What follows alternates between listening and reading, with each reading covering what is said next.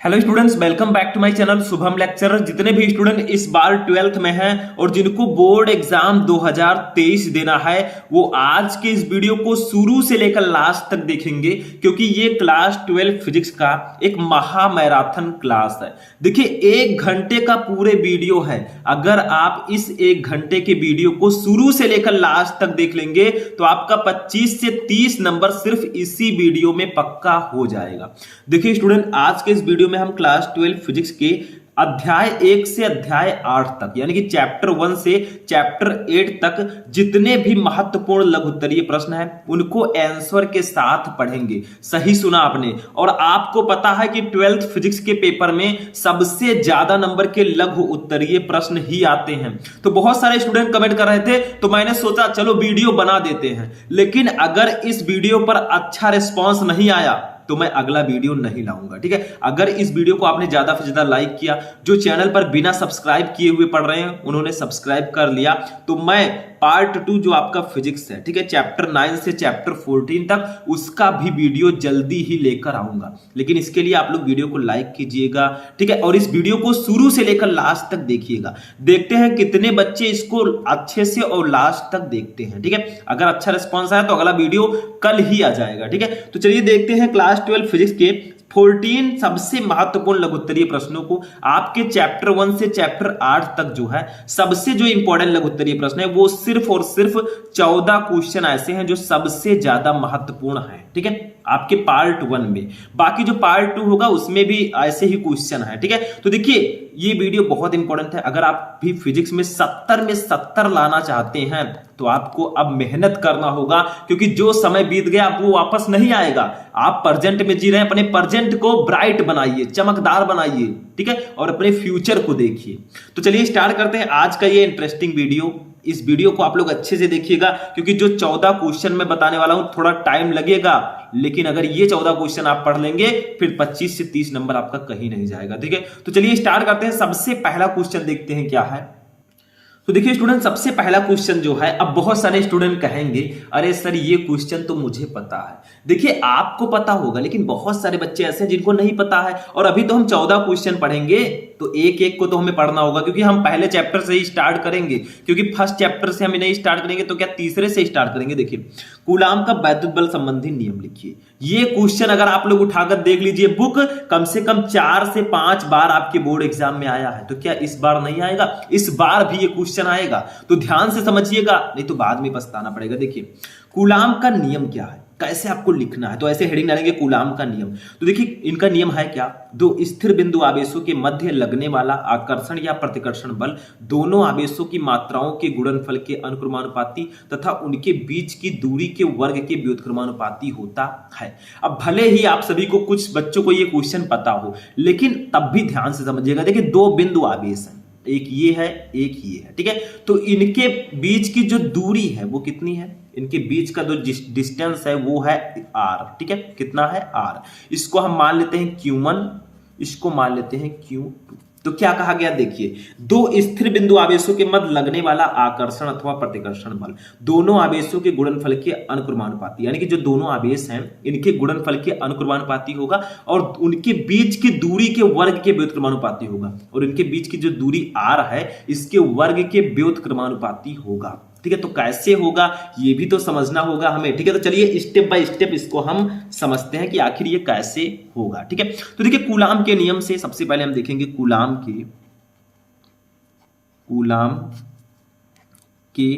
नियम से तो कूलाम के नियम से अगर हम लोग देखें तो क्या कहा गया है, देखिए जो दोनों आवेशों के मध्य लगने वाला बल है वो दोनों आवेशों के गुणनफल के अनुक्रमानुपाती, यानी कि F अनुक्रमानुपाती Q1 Q2। ठीक है, इन दोनों के गुणनफल के अनुक्रमानुपाती, तो इसको मान लेते हैं हम इक्वेशन नंबर फर्स्ट। अब दूसरी कंडीशन क्या कहा गया है कि इनके बीच की दूरी के वर्ग के व्युत्क्रमानुपाती, तो इनके बीच की जो दूरी है r, इसके वर्ग के व्युत्क्रमानुपाती होता है, इसको मान लेते हैं इक्वेशन नंबर 2।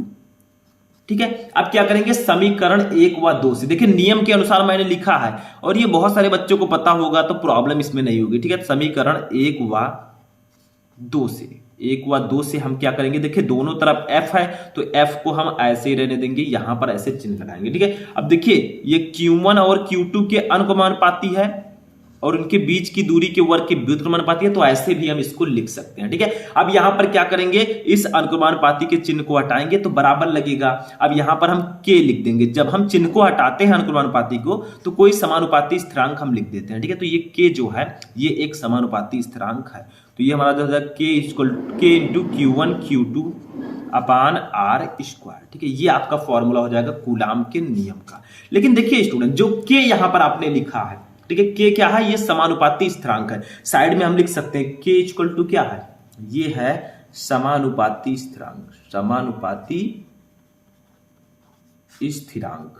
ठीक है, स्थिरांक, ये k हमारा समानुपाती स्थिरांक है। अब देखिए k के जगह पर हम 1/4πε0 भी लिखते हैं। अगर आप लोग देखें तो k जो है इसकी जगह पर हम 1/4πε0 भी लिख सकते हैं। ठीक है, क्योंकि लिखा जाता है निर्वात में, तो यहां पर हम लिख सकते हैं 1/4πε0 इंटू Q1 Q2 अपान r स्क्वायर। ये हो जाएगा कूलाम के नियम का एक्चुअल फॉर्मूला। अब बहुत सारे हमारे बच्चे कहेंगे अरे सर जी यहाँ पर Q1 क्या है, ये पहला आवेश है, Q2 दूसरा आवेश, r क्या है, दोनों आवेशों के बीच की दूरी। लेकिन अब कहेंगे स्टूडेंट कि सर इससे रिलेटेड अगर न्यूमेरिकल आ जाएगा तो 1/4πε0 की वैल्यू क्या होगी, ये आप बता दीजिए।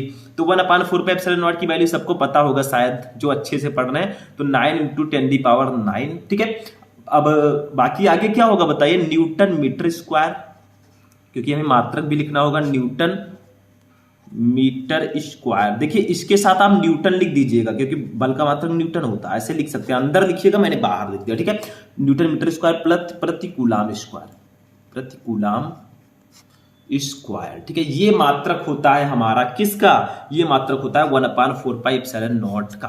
ठीक है, तो 1/4πε0 equal to 9 × 10⁹ newton metre square प्रति कूलाम स्क्वायर। बस हो गया। यहां पर ε0 क्या है, ये निर्वात की विद्युतशीलता है, इसकी वैल्यू भी होती है। आप लिखिए, मैं बोल रहा हूं 8.85 यानी कि 8.85 × 10⁻12 कूलाम स्क्वायर प्रति न्यूटन मीटर स्क्वायर। ठीक है, तो इसकी वैल्यू होती है, तो यहां से भी आप फाइंड आउट कर सकते हैं। लेकिन ये होगा कूलाम का नियम और ये होगा आपका फॉर्मूला। तो कूलाम का नियम समझ में आ गया, पहला वाला कि दो स्थिर बिंदु आवेशों के बीच लगने वाला आकर्षण या प्रतिकर्षण बल दोनों आवेशों के गुणनफल के अनुक्रमानुपाती तथा उनके बीच की दूरी के वर्ग के व्युत्क्रमानुपाती होती है। बस हो गया। तो ये पहला वाला आप समझ गए होंगे। अभी हमें अभी 14 क्वेश्चन देखने हैं, तो ध्यान से समझिएगा। नींद लग रही है भैया, पानी वानी लेकर बैठिएगा ताकि नींद ना आए, क्योंकि अगर आज आप सो गए तो फिर आप अच्छा नंबर नहीं ला पाएंगे, क्योंकि अब सोने का मौका नहीं है। मैं ये नहीं कह रहा हूं कि आप सोइए ही नहीं, लेकिन पढ़ाई कीजिए। ठीक है, पढ़ाई के समय नो डिस्टर्बिंग। तो पहला क्वेश्चन समझ में आ गया। चलिए दूसरा क्वेश्चन देखते हैं। अब देखिए दूसरा क्वेश्चन हमारा जो है ये भी बहुत ज्यादा इंपॉर्टेंट है, और आप सभी को पता है क्यों इंपॉर्टेंट है, क्योंकि ये क्वेश्चन हमेशा आता रहता है आपके बोर्ड एग्जाम में। देखिए क्या है, वैद्युत फ्लक्स क्या है, वैद्युत फ्लक्स की परिभाषा तथा मात्रक लिखिए।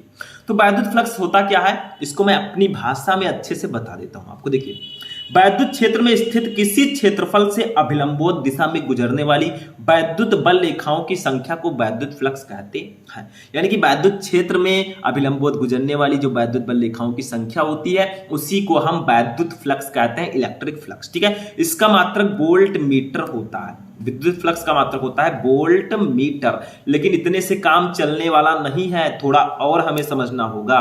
तो मान लीजिए ये एक वैद्युत क्षेत्र है। देखिए डॉट डॉट में कर रहा हूं येलो कलर से, ताकि बहुत ज्यादा हाईलाइट ना हो, क्योंकि वैद्युत क्षेत्र दिखाई नहीं देता, हमें स्पर्श होता है। ठीक है, हम इसको महसूस कर सकते हैं, वी कैन रियलाइज। ठीक है, तो ये आपका वैद्युत क्षेत्र है। अब इसमें देखिए एक पृष्ठ है। ठीक है, क्या है, इसमें एक पृष्ठ रखा हुआ है, ऐसे एक पृष्ठ है। ठीक है, अब यहां से हम क्या करेंगे, इसके अभिलंबोत। देखिए इसमें क्या है डेफिनेशन में कि वैद्युत क्षेत्र में स्थित किसी क्षेत्रफल से अभिलंबोत दिशा में गुजरने वाली वैद्युत बल रेखाओं की संख्या को वैद्युत फ्लक्स कहते हैं। ठीक है, तो इससे अभिलंबोत ऐसे गुजरने वाली, देखिए ये पृष्ठ के अभिलंबोत गुजर रही है। ठीक है, ऐसे तो ये इसके अभिलंबोत गुजरने वाली, देखिए अभिलंबोत गुजर रही है, ठीक है। तो इन्हीं की संख्या को, इन्हें हम लोग कहते हैं वैद्युत बल रेखाएं, ठीक है। तो ये अभिलंबोत जा रही हैं, तो इन्हीं की संख्या की माप को हम कहेंगे, क्या कहेंगे, वैद्युत फ्लक्स कहेंगे। इसको प्रूफ करने के लिए हम क्या करेंगे, एक छोटा सा काम करेंगे, ठीक है। वहां पर यहाँ इस पृष्ठ का, ये एक पृष्ठ है, इसका एक छोटा सा अवयव ले लेते हैं, ठीक है। ये एक छोटा सा अवयव है। अब यहां से देखिए, यहां से इसका जो क्षेत्रफल सदिश होगा, क्या होगा, जो क्षेत्रफल सदिश होगा और जो इसकी विद्युत क्षेत्र की तीव्रता होगी उसको लिख देंगे। तो देखिए क्षेत्रफल सदिश होगा डी ए वेक्टर, ठीक है, इसको बोलेंगे क्षेत्रफल सदिश। और यहां पर जो इसकी विद्युत क्षेत्र की तीव्रता होगी वो ई वेक्टर होगी, ठीक है। तो यहां पर एक डेफिनेशन और आप निकाल सकते हैं कि क्षेत्रफल सदिश ई वेक्टर और डी ए वेक्टर से गुजरने वाले जो वैद्युत बल रेखाएं होती हैं उनको हम वैद्युत फ्लक्स कहते हैं, ठीक है। यानी कि क्षेत्रफल सदिश ई वेक्टर, सॉरी विद्युत क्षेत्र की तीव्रता ई वेक्टर तथा क्षेत्रफल सदिश डी ए वेक्टर से गुजरने वाले वैद्युत बल रेखाओं को भी हम वैद्युत फ्लक्स कहते हैं, ठीक है। तो ऐसे भी आप लिख सकते हैं क्योंकि ये छोटा सा अवयव मैंने इस पृष्ठ का लिया है। तो देखिए ये पूरा वैद्युत क्षेत्र है, इसमें एक पृष्ठ रखा हुआ है, इससे अभिलंबवत वैद्युत बल रेखाएं गुजर रही हैं, इन्हीं की संख्या को हम कहेंगे वैद्युत फ्लक्स, ठीक है।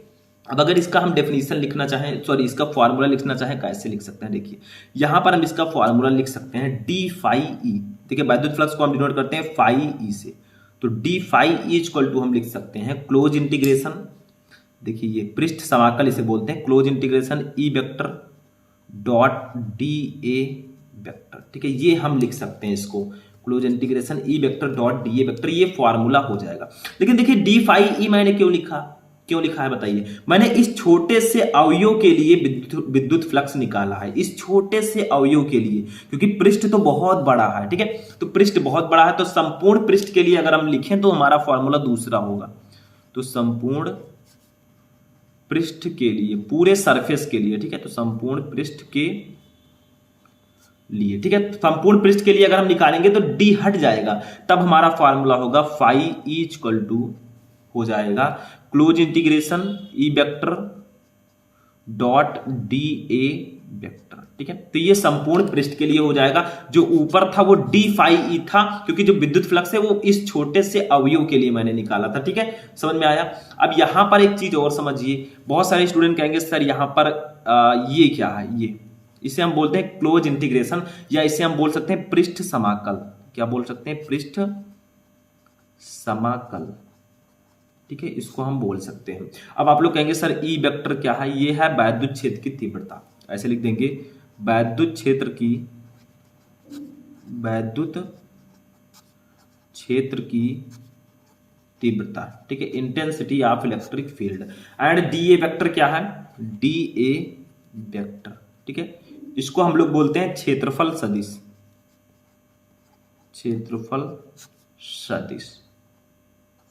ठीक है। तो ये हमारा हो जाएगा वैद्युत फ्लक्स। वैद्युत flux phi equal to close integration E vector dot D A vector, ये इसका फॉर्मूला होगा। अगर डेफिनेशन की बात की जाए तो वैद्युत क्षेत्र में स्थित किसी क्षेत्रफल से अभिलंबवत दिशा में गुजरने वाली वैद्युत बल रेखाओं की संख्या को वैद्युत फ्लक्स बोलते हैं, ठीक है। इसका मात्रक क्या होता है, वोल्ट मीटर होता है, ये ध्यान रखिएगा, ठीक है। और ये आपका फॉर्मूला हो जाएगा। तो ये था दूसरा क्वेश्चन जो सबसे ज्यादा इंपॉर्टेंट था, इसको भी आप नोट कर लीजिएगा। अब चलिए तीसरा क्वेश्चन देखते हैं क्या है।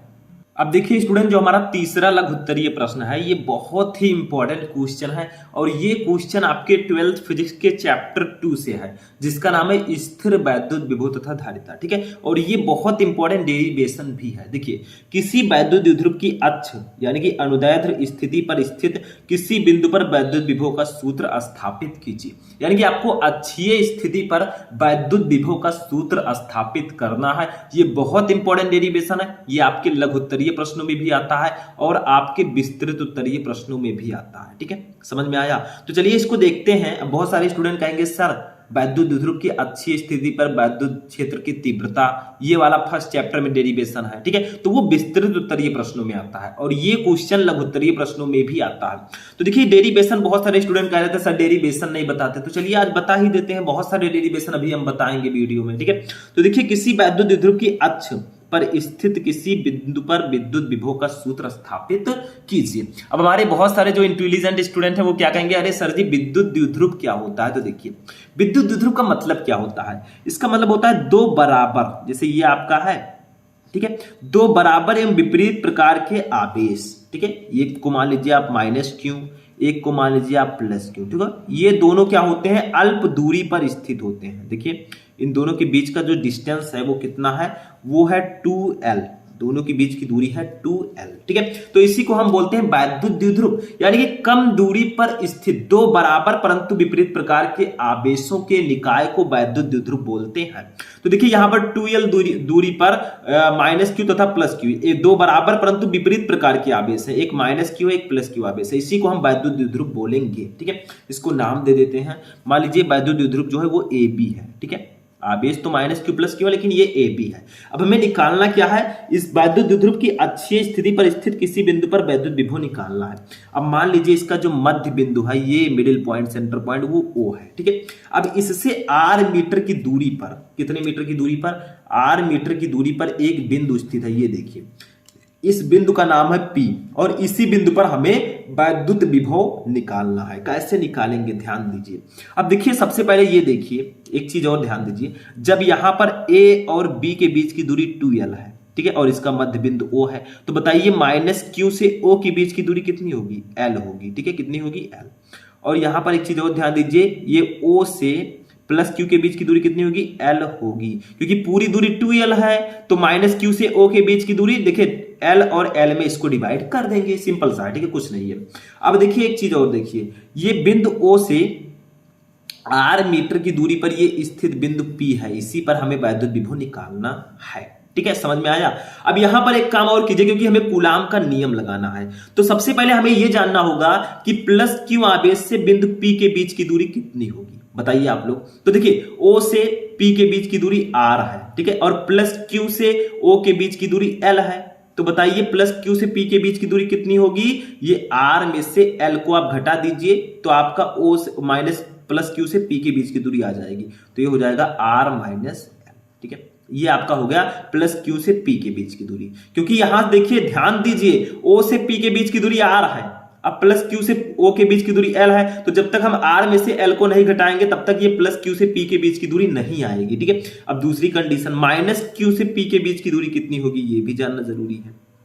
तो ये क्या होगा, देखिए यहां पर देखिए P से O के बीच की दूरी R है, ठीक है, और O से माइनस Q के बीच की दूरी L है, तो जब तक हम R और L को जोड़ेंगे नहीं तब तक यहां से यहां की दूरी नहीं आएगी, तो R को L से जोड़ देंगे तो P से प्लस Q की माइनस Q के बीच की दूरी आ जाएगी, तो ये हो जाएगा R प्लस L, ठीक है। तो ये हमारा हो जाएगा। अब आप लिख भी सकते हैं, अगर आप चाहें तो थोड़ा बहुत लिख सकते हैं, ठीक है।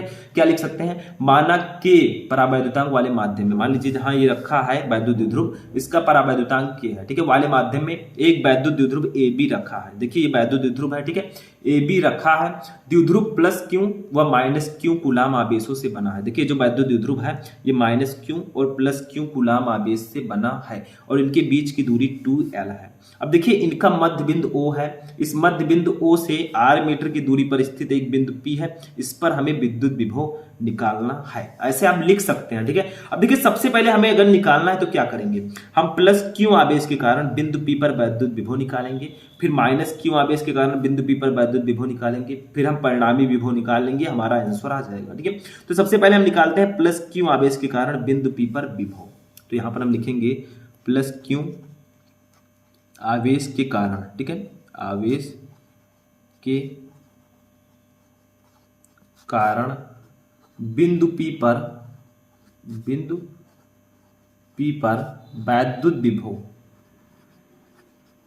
वैद्युत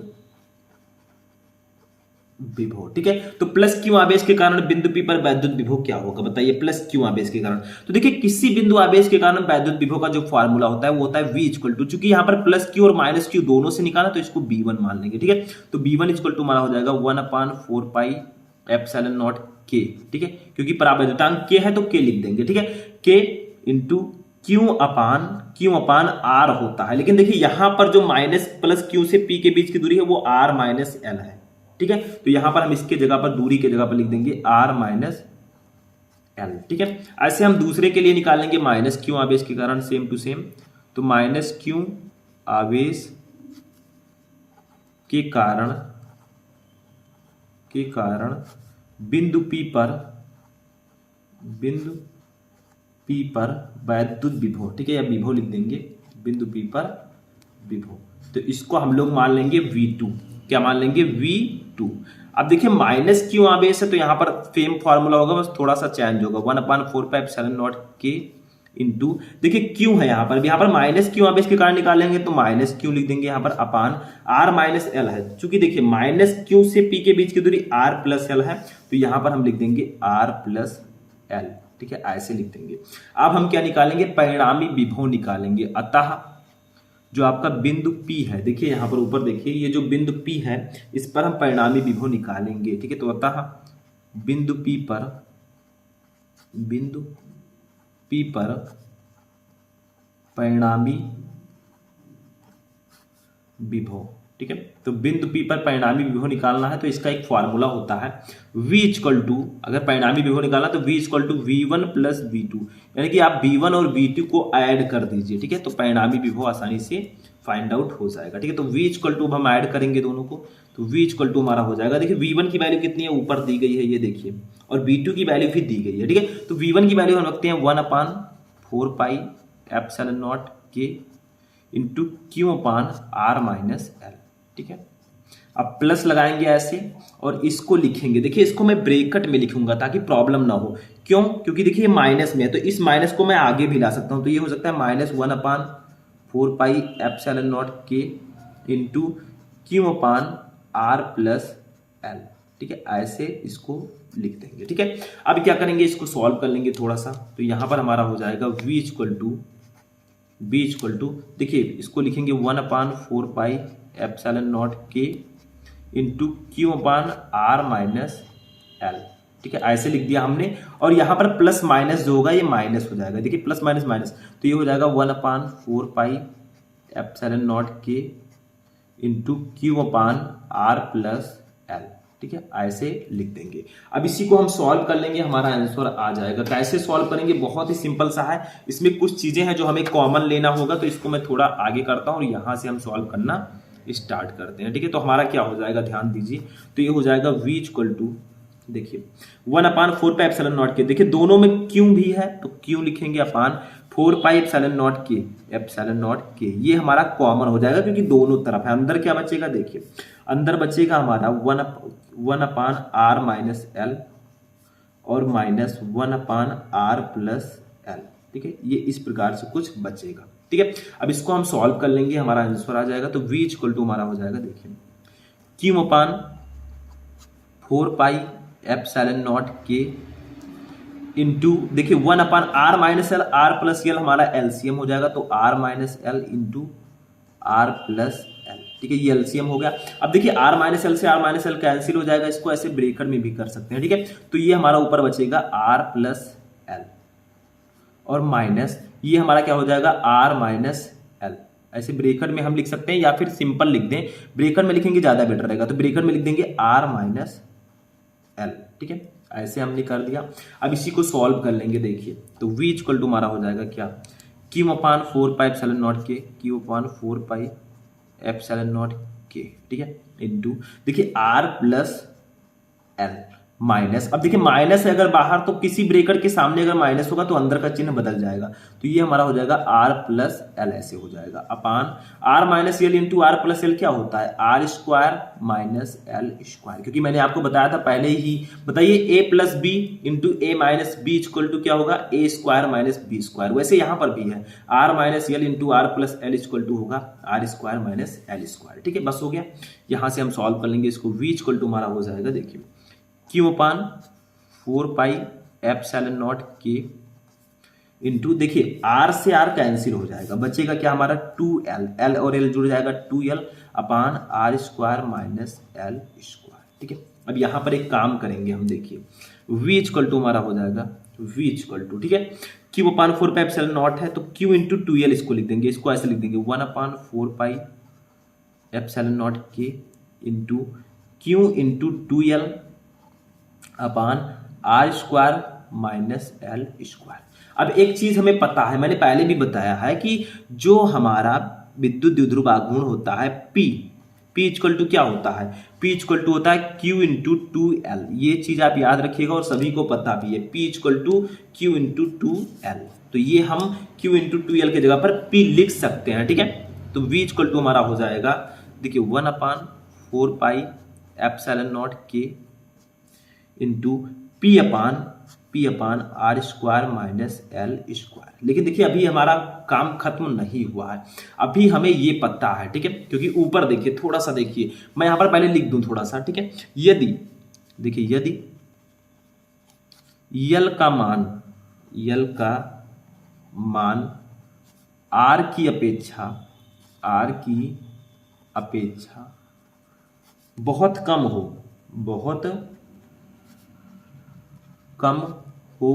तो देखिए यदि यल का मान आर की अपेक्षा बहुत कम है तो हम लिख सकते हैं यल जो है इज ग्रेटर देन, ठीक है, L is less than R, यानी कि आर जो है यल से बहुत बड़ा है, तो हम यहां पर एल इक्वल टू 0 भी मान सकते हैं। अब आप लोग कहेंगे सर कैसे बड़ा है, तो चलिए थोड़ा ऊपर चलते हैं और देखते हैं, ठीक है। यहां पर आइए थोड़ा सा देखिए कैसे बड़ा है। देखिए ये r की वैल्यू o से p के बीच की दूरी r है और o से प्लस q के बीच की दूरी l है, तो देखिए r की अपेक्षा l का मान बहुत छोटा है, यानी कि r का मान बहुत बड़ा होगा। तो यहां पर मैंने r जो है बहुत ज्यादा बड़ा है l से, तो l इक्वल टू हम 0 लिख सकते हैं। तो यहां पर हमारा फॉर्मूला क्या आएगा, देखिए l की जगह पर 0 लिख देंगे तो हमारा आ जाएगा 1/4 pi epsilon naught K into P upon R square, ठीक है, बोल्ट। अगर आप लोग चाहें तो इतना ही लिख सकते हैं आंसर, यही हो जाएगा अच्छी स्थिति पर विद्युत विभव। लेकिन यहां पर एक लाइन आप और लिख सकते हैं, क्योंकि निर्वात या वायु के लिए, निर्वात अथवा वायु के लिए अगर देखा जाए, अथवा वायु के लिए, ठीक है, तो निर्वात या वायु के लिए हम क्या लिखते हैं, k की वैल्यू 1 लेते हैं, तो k की वैल्यू 1 रख देंगे, तो ये हमारा फॉर्मूला बिल्कुल पलट जाएगा। ये हो जाएगा v equal to 1/4 pi epsilon naught, 1/4 pi epsilon naught, k की वैल्यू मैंने 1 रख दिया, into P upon R square volt, ठीक है। ये हो जाएगा अच्छी स्थिति पर वैद्युत विभव का फॉर्मूला, ठीक है, v का मात्रक वोल्ट होता है। तो इस प्रकार से आप किसी वैद्युत द्विध्रुव की अच्छी स्थिति पर वैद्युत विभव का फॉर्मूला निकाल सकते हैं, ठीक है, बहुत ही सिंपल है। तो इसको नोट कर लीजिए, फिर हम देखेंगे नेक्स्ट वाला डेरिवेशन, ठीक है। तो इसको नोट कर लीजिए पहले। अब देखिए स्टूडेंट, हमारा चौथा क्वेश्चन जो है ये भी बहुत ही इंपॉर्टेंट है और ये भी एक डेरिवेशन है। अभी मैंने अच्छी स्थिति पर वैद्युत विभव का फॉर्मूला कराया, अब आता है निरक्षीय स्थिति पर वैद्युत विभव। तो देखिए निरक्षीय स्थिति में जो वैद्युत विभव होता है वो 0 होता है, शून्य होता है। तो आखिर कैसे होता है ये भी प्रूफ करना हमें आना चाहिए, ठीक है। बहुत ध्यान से समझिएगा एक एक क्वेश्चन, नींद लगे तो पानी पी लीजिएगा, क्योंकि नींद को भगाना है और हमें टॉपर बन के रहना है। तो देखिए सिद्ध कीजिए कि निरक्षीय स्थिति में किसी बिंदु पर वैद्युत द्विध्रुव द्वारा वैद्युत विभव शून्य होता है, यानी कि आपको बताना है कि निरक्षीय स्थिति में किसी बिंदु पर वैद्युत द्विध्रुव द्वारा जो वैद्युत विभव होता है वो शून्य होता है। आखिर कैसे, इसको प्रूफ करिए, ठीक है। तो ये भी उसी तरह रहेगा स्टूडेंट, कुछ भी इसमें नहीं है, बस इसमें जैसे उसमें आपने अच्छी स्थिति में निकाला था, इसमें आपको निरक्षीय स्थिति में निकालना है। तो इसमें भी एक वैद्युत द्विध्रुव लेंगे, चलिए लेते हैं और इसको ध्यान से समझते हैं, ठीक है। ये देखिए हमने एक वैद्युत द्विध्रुव ले लिया है, ये है और ए है, ठीक है।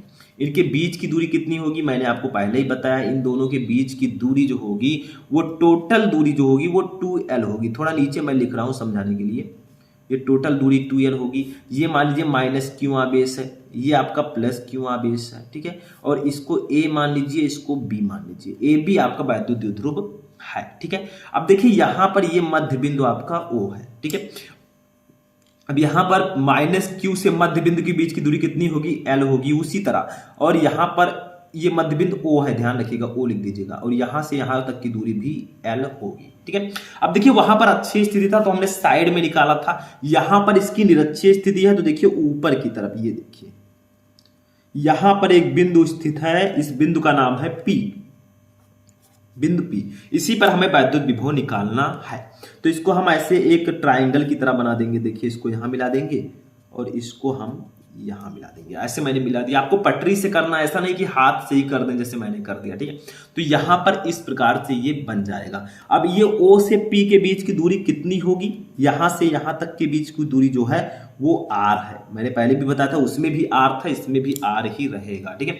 अब आप लिख सकते हैं इसमें भी, ठीक है, कि माना कि वैद्युत द्विध्रुव AB, ठीक है, AB के लंबवर्धक रेखा पर द्विध्रुव O से, माना कि इसका मध्य बिंदु O है, इस बिंदु O से P के बीच की दूरी, ठीक है, इस बिंदु O से लंब अर्धक रेखा पर एक द्विध्रुव से मध्य बिंदु O से P के बीच की दूरी R है। ठीक है, यहाँ पर एक बिंदु P स्थित है, इसी पर हमें वैद्युत विभव निकालना है। ठीक है, तो यहाँ पर क्या करेंगे, बहुत ही सिंपल है।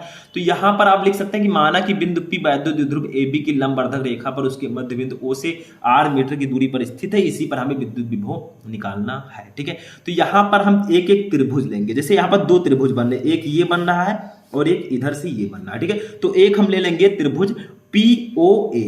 तो यहां पर लिखेंगे त्रिभुज POA में, देखिए ध्यान दीजिए, ये जो आपका है ये लंबवर्धक है, तो यहां पर POA एक त्रिभुज बनना है, एक बनना है POB, दो बन रहे हैं। ठीक है, तो यहां पर POA में हम पाइथागोरस प्रमेय लगाएंगे। क्या लगाएंगे, पाइथागोरस प्रमेय से पाइथागोरस प्रमेय लगाएंगे, तभी यहां पर हम सॉल्व कर पाएंगे। ठीक है, पाइथागोरस प्रमेय तो आपने पढ़ा होगा, क्या होता है बताइए, कर्ण स्क्वायर इक्वल टू लंब स्क्वायर, थोड़ा ब्लू पेन यूज कर देते ताकि अच्छा लगे, लंब स्क्वायर प्लस आधार स्क्वायर। ठीक है, इसका स्क्वायर कर देंगे। अब यही फॉर्मूला हम लिख देंगे। देखिए कर्ण क्या है, ध्यान दीजिए, कर्ण तो आपको पता ही होगा क्या होगा। देखिए कर्ण आपका होगा यहाँ पर PA, देखिए ये P और A आपका कर्ण होगा, तो यहाँ पर इसके जगह पर लिख देंगे PA स्क्वायर। ठीक है, इक्वल टू, देखिए लंब आपका क्या है, लंब ये है। ठीक है, PO, तो यहाँ पर कर देंगे PO स्क्वायर और प्लस आधार क्या है, ये देखिए AO। ठीक है, तो AO स्क्वायर। ठीक है, ऐसे हम कर देंगे।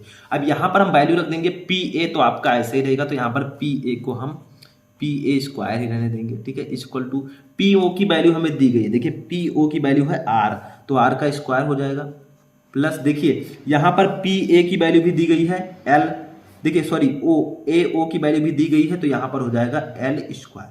तो हमारा PA स्क्वायर इक्वल टू आया R square plus L square. यहां से हम PA की बीच की दूरी निकाल लेते हैं, PA निकाल लेते हैं। PA इक्वल टू क्या हो जाएगा, देखिए यहां से स्क्वायर अगर हटाएंगे तो इधर अंडर रूट लग जाएगा, सभी को पता है, तो यहां पर अंडर रूट लग गया R square plus L square. ठीक है, अंडर रूट। अब हम बता सकते हैं, देखिए ध्यान दीजिए, यहां से P से A की बीच की दूरी आ गई under root R square plus L square. ठीक है, तो यहां पर देखिए PA इक्वल टू PB हो जाएगा, क्योंकि देखिए दोनों सेम ही है, ये लंबार्धक है तो ये दोनों सेम होंगे, तो PA इक्वल टू PB हम लिख सकते हैं, तो यहां पर हो जाएगा PA इक्वल टू PB।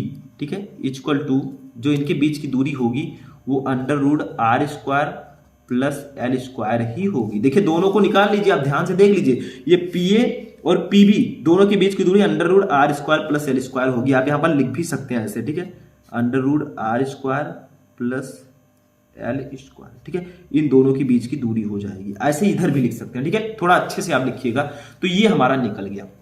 अब हम क्या करेंगे, प्लस Q आवेश के कारण बिंदु P पर विभव निकाल लेंगे और माइनस Q आवेश के कारण बिंदु P पर विभव निकाल लेंगे। इनके बीच की दूरी हमें पता चल गई है, under root R square plus L square, तो ऐसे अब हम निकाल लेंगे जैसे उसमें हमने निकाला था। ठीक है, तो यहां पर लिखेंगे प्लस Q आवेश के कारण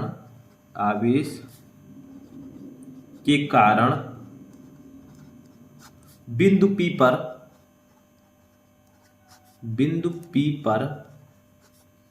वैद्युत विभव।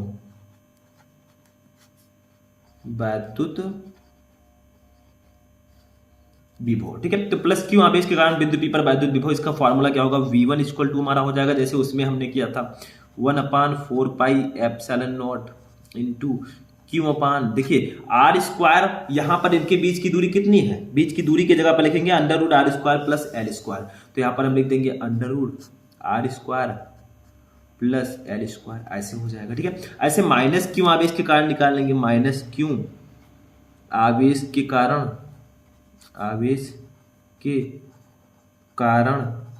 P पर या बिंदु P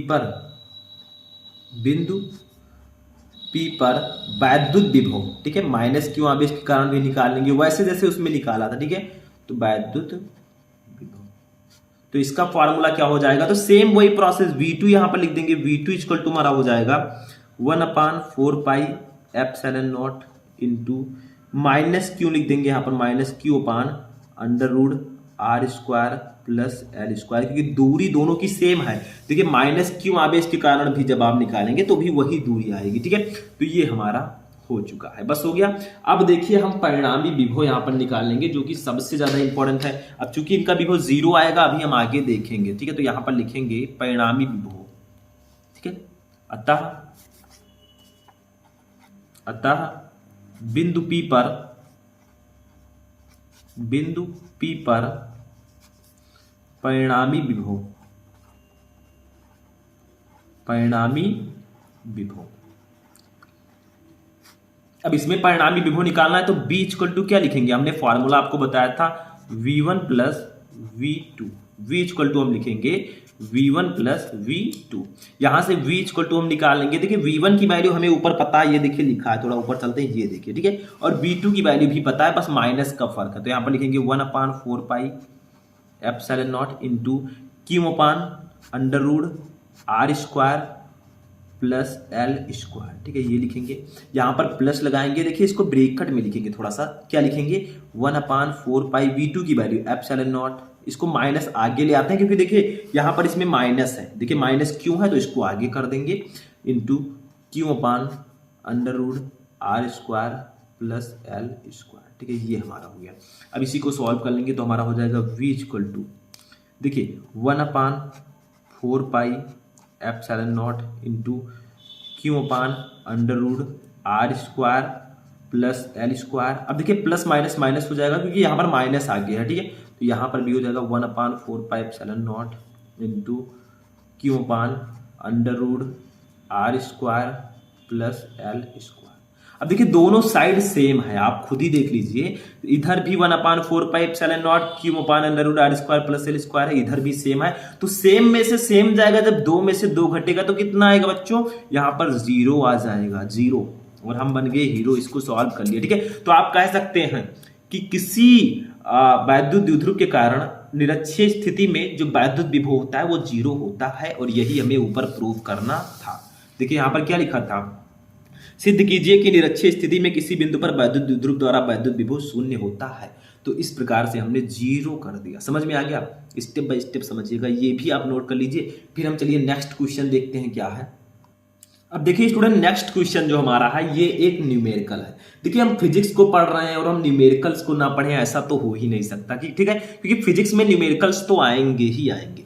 तो पांचवा क्वेश्चन क्या है, संलग्न चित्र में प्रदर्शित संधारित्र में संचित ऊर्जा ज्ञात कीजिए। यानी कि एक परिपथ है, इसमें आपको स्थितिज ऊर्जा U निकालना है। कैसे निकालेंगे, देखिए पहले इस परिपथ में देखिए क्या है, 3 प्रतिरोध लगे हैं, एक है 2 ओम का, एक है 3 ओम का, एक है 5 ओम का, ठीक है। इसमें एक संधारित्र भी है 2 माइक्रोफैरड का, और इसमें धारा जो है वो 2 एम्पियर की बह रही है। इतनी चीजें पहले आपको यहां पर समझना है, ठीक है। पहले हम जो जो दिया गया उसको लिखते हैं। देखिए हमें धारा दी गई है, कितना दिया गया है, 2 एम्पियर, कितना दिया गया है, 2 एम्पियर। उसके बाद में हमें क्या दिया गया है, धारिता दी गई है C, कितना दिया गया है, 2 माइक्रोफैरड, कितना है ये, 2 माइक्रोफैरड। इसको पहले फैरड में बदलेंगे तो ये हमारा हो जाएगा C equal to 2 into 10 the power -6, 2 into 10 the power -6 farad, ठीक है। ये इतना हो गया। अब देखिए इसमें हमें 3 प्रतिरोध दिए गए हैं, एक है R1, एक है R2 और एक है R3, ठीक है। 3 प्रतिरोध हमें दिए गए हैं। पहले को मान लीजिए 2 ओम, तीसरे को मान लीजिए 3 ओम, और दूसरे को मान लीजिए 3 ओम, तीसरे को मान लीजिए 5 ओम। तो सबसे पहले हमें यहां पर क्या निकालना होगा, देखिए I तो हमें पता है, C भी पता है। अब जो U का फॉर्मूला होता है वो क्या होता है, U equal to 1/2 CV square. अब देखिए C तो हमें पता है और V नहीं पता है, तो V कैसे निकालेंगे। देखिए ये जो प्रतिरोध है, तीनों प्रतिरोध जो है श्रेणी क्रम में जुड़े हैं। देखिए इसका ये वाला इधर से जुड़ा है, ये वाला इधर, ठीक है। तो ये प्रतिरोध श्रेणी क्रम में है, तो लिखेंगे R1, R2 तथा R3 श्रेणी क्रम में है, श्रेणी क्रम में है, ठीक है। तो ये तीनों जो है वो श्रेणी क्रम में जुड़े हैं। तो श्रेणी क्रम में प्रतिरोध का फॉर्मूला होता है R equal to R1 plus R2 plus R3, R1 plus R2 plus R3। तीनों को हम जोड़ देंगे। R1 की वैल्यू है 2, R2 की वैल्यू है 3, R3 की वैल्यू है 5। तो तीनों को जोड़ देंगे तो R इक्वल टू हमारा हो जाएगा 3 2 5 5 10, ये आ जाएगा 10 ओम, ठीक है। इतना आ गया। अब देखिए हम यहां से V निकाल लेंगे, विभवांतर, क्योंकि हमें पता है विभवांतर कैसे निकालेंगे। तो संधारित्र के सिरों के सिरों के बीच विभवांतर। विभवांतर कैसे निकालेंगे? तो विभवांतर का एक फार्मूला होता है मेरे दोस्त, वो होता है V equal to I R. Ohm के नियम को तो सभी ने पढ़ा होगा, तो यहीं से हम इसको निकाल लेंगे। V equal to I R, तो V हमारा कितना है, I कितना है ऊपर देख लीजिए थोड़ा सा, 2 एम्पियर। R अभी हमने निकाला है 10 ओम, तो यहाँ पर रख देंगे 2 गुणे 10, ठीक है। तो V इक्वल टू हमारा कितना आ जाएगा, 20 वोल्ट। 20 वोल्ट ये आ गया हमारा, ठीक है। तो ये हमारा V आ गया। अब हम आसानी से निकाल सकते हैं क्या, संधारित्र में स्थितिज ऊर्जा। U equal to 1/2 CV square. C हमें ऊपर दिया गया है 2 × 10⁻⁻⁶। B हमें पता ही है, अभी हमने निकाला है। अब हम स्थितिज ऊर्जा निकाल सकते हैं। तो यहां पर लिखेंगे हम कि संधारित्र में संचित ऊर्जा, संधारित्र में संचित ऊर्जा, संचित ऊर्जा, ठीक है। तो ये हम निकाल लेंगे। U इक्वल टू फार्मूला लगेगा यहाँ पर 1/2 CV स्क्वायर, यहाँ पर लगाएंगे 1/2 CV स्क्वायर, ठीक है। ये फार्मूला होता है, इसको ऐसे नोट डाउन कर लीजिएगा। इसको साइड में थोड़ा सॉल्व कर लेते हैं, तो हमारा हो जाएगा U इक्वल टू 1/2, C की वैल्यू हमें पता है, ऊपर दिया गया था 2 × 10⁻⁻⁶, और V की वैल्यू पता है 20, ठीक है। तो 2 से तो 2 कैंसिल हो जाएगा, इसमें कोई प्रॉब्लम नहीं है, ठीक है। अब यहां से हम U इक्वल टू क्या लिख सकते हैं, U इक्वल टू, देखिए ये हमारा कितना है, V स्क्वायर है, V का स्क्वायर करेंगे 20 का स्क्वायर कर देंगे, ये ध्यान रखिएगा। तो 20 का स्क्वायर करेंगे तो ये हो जाएगा 400 × 10⁻⁶, ठीक है। इतना ये आ गया। लेकिन अभी थोड़ा इसको और हम सॉल्व करेंगे, कैसे सॉल्व करेंगे वो ध्यान दीजिए, ठीक है। तो यहां पर हम इसको सॉल्व करने के लिए U इक्वल टू करेंगे। देखिए 400 को हम क्या लिख सकते हैं, ये बताइए आप लोग। 400 को हम लिख सकते हैं 4 × 10⁻⁻2 × 10⁻⁻6, ठीक है। बस सॉल्व कर लिया हमने। U इक्वल टू हमारा क्या आ गया, देखिए 4 × ये 10⁻⁻6 है, ये 2 है, तो 6 में से 2 जाएगा, तो 10⁻⁴। U का मात्रक क्या होगा, U का मात्रक हो जाएगा जूल, ठीक है। तो ये हमारा हो जाएगा आंसर। बस यही हमारा आंसर हो गया, इसमें कुछ करना ही नहीं था, ठीक है। तो इस प्रकार से हम संधारित्र में संचित ऊर्जा निकाल सकते हैं। पहले आपको क्या करना था, प्रतिरोधों को श्रेणी क्रम में जोड़ना था। हमने फॉर्मूला लगाया, हमें R पता चल गया, फिर हमने V निकाल लिया, V भी पता चल गया, फिर हमने फॉर्मूले में रख दिया, ठीक है। हमारा आंसर आ गया U इक्वल टू 4 × 10⁻⁴ जूल। बस हो गया, ठीक है। तो इसमें कुछ नहीं है, इसको भी नोट कर लीजिए। तब हम नेक्स्ट क्वेश्चन देखते हैं। अब देखिए स्टूडेंट, वो जो क्वेश्चन है वो हमारे दूसरे चैप्टर का था। अब हम देखेंगे अपने तीसरे चैप्टर के इंपॉर्टेंट क्वेश्चन, क्योंकि हमें पूरे 8 चैप्टर के क्वेश्चन पढ़ने हैं। तो तीसरा चैप्टर क्या है, देखिए इसमें एक क्वेश्चन बहुत इंपॉर्टेंट है। धारा घनत्व J से आप क्या समझते हैं, इसका मात्रक M से S से पद्धति में लिखिए तथा बीमा सूत्र बताइए। यानी कि धारा घनत्व क्या होता है ये आपको बताना है।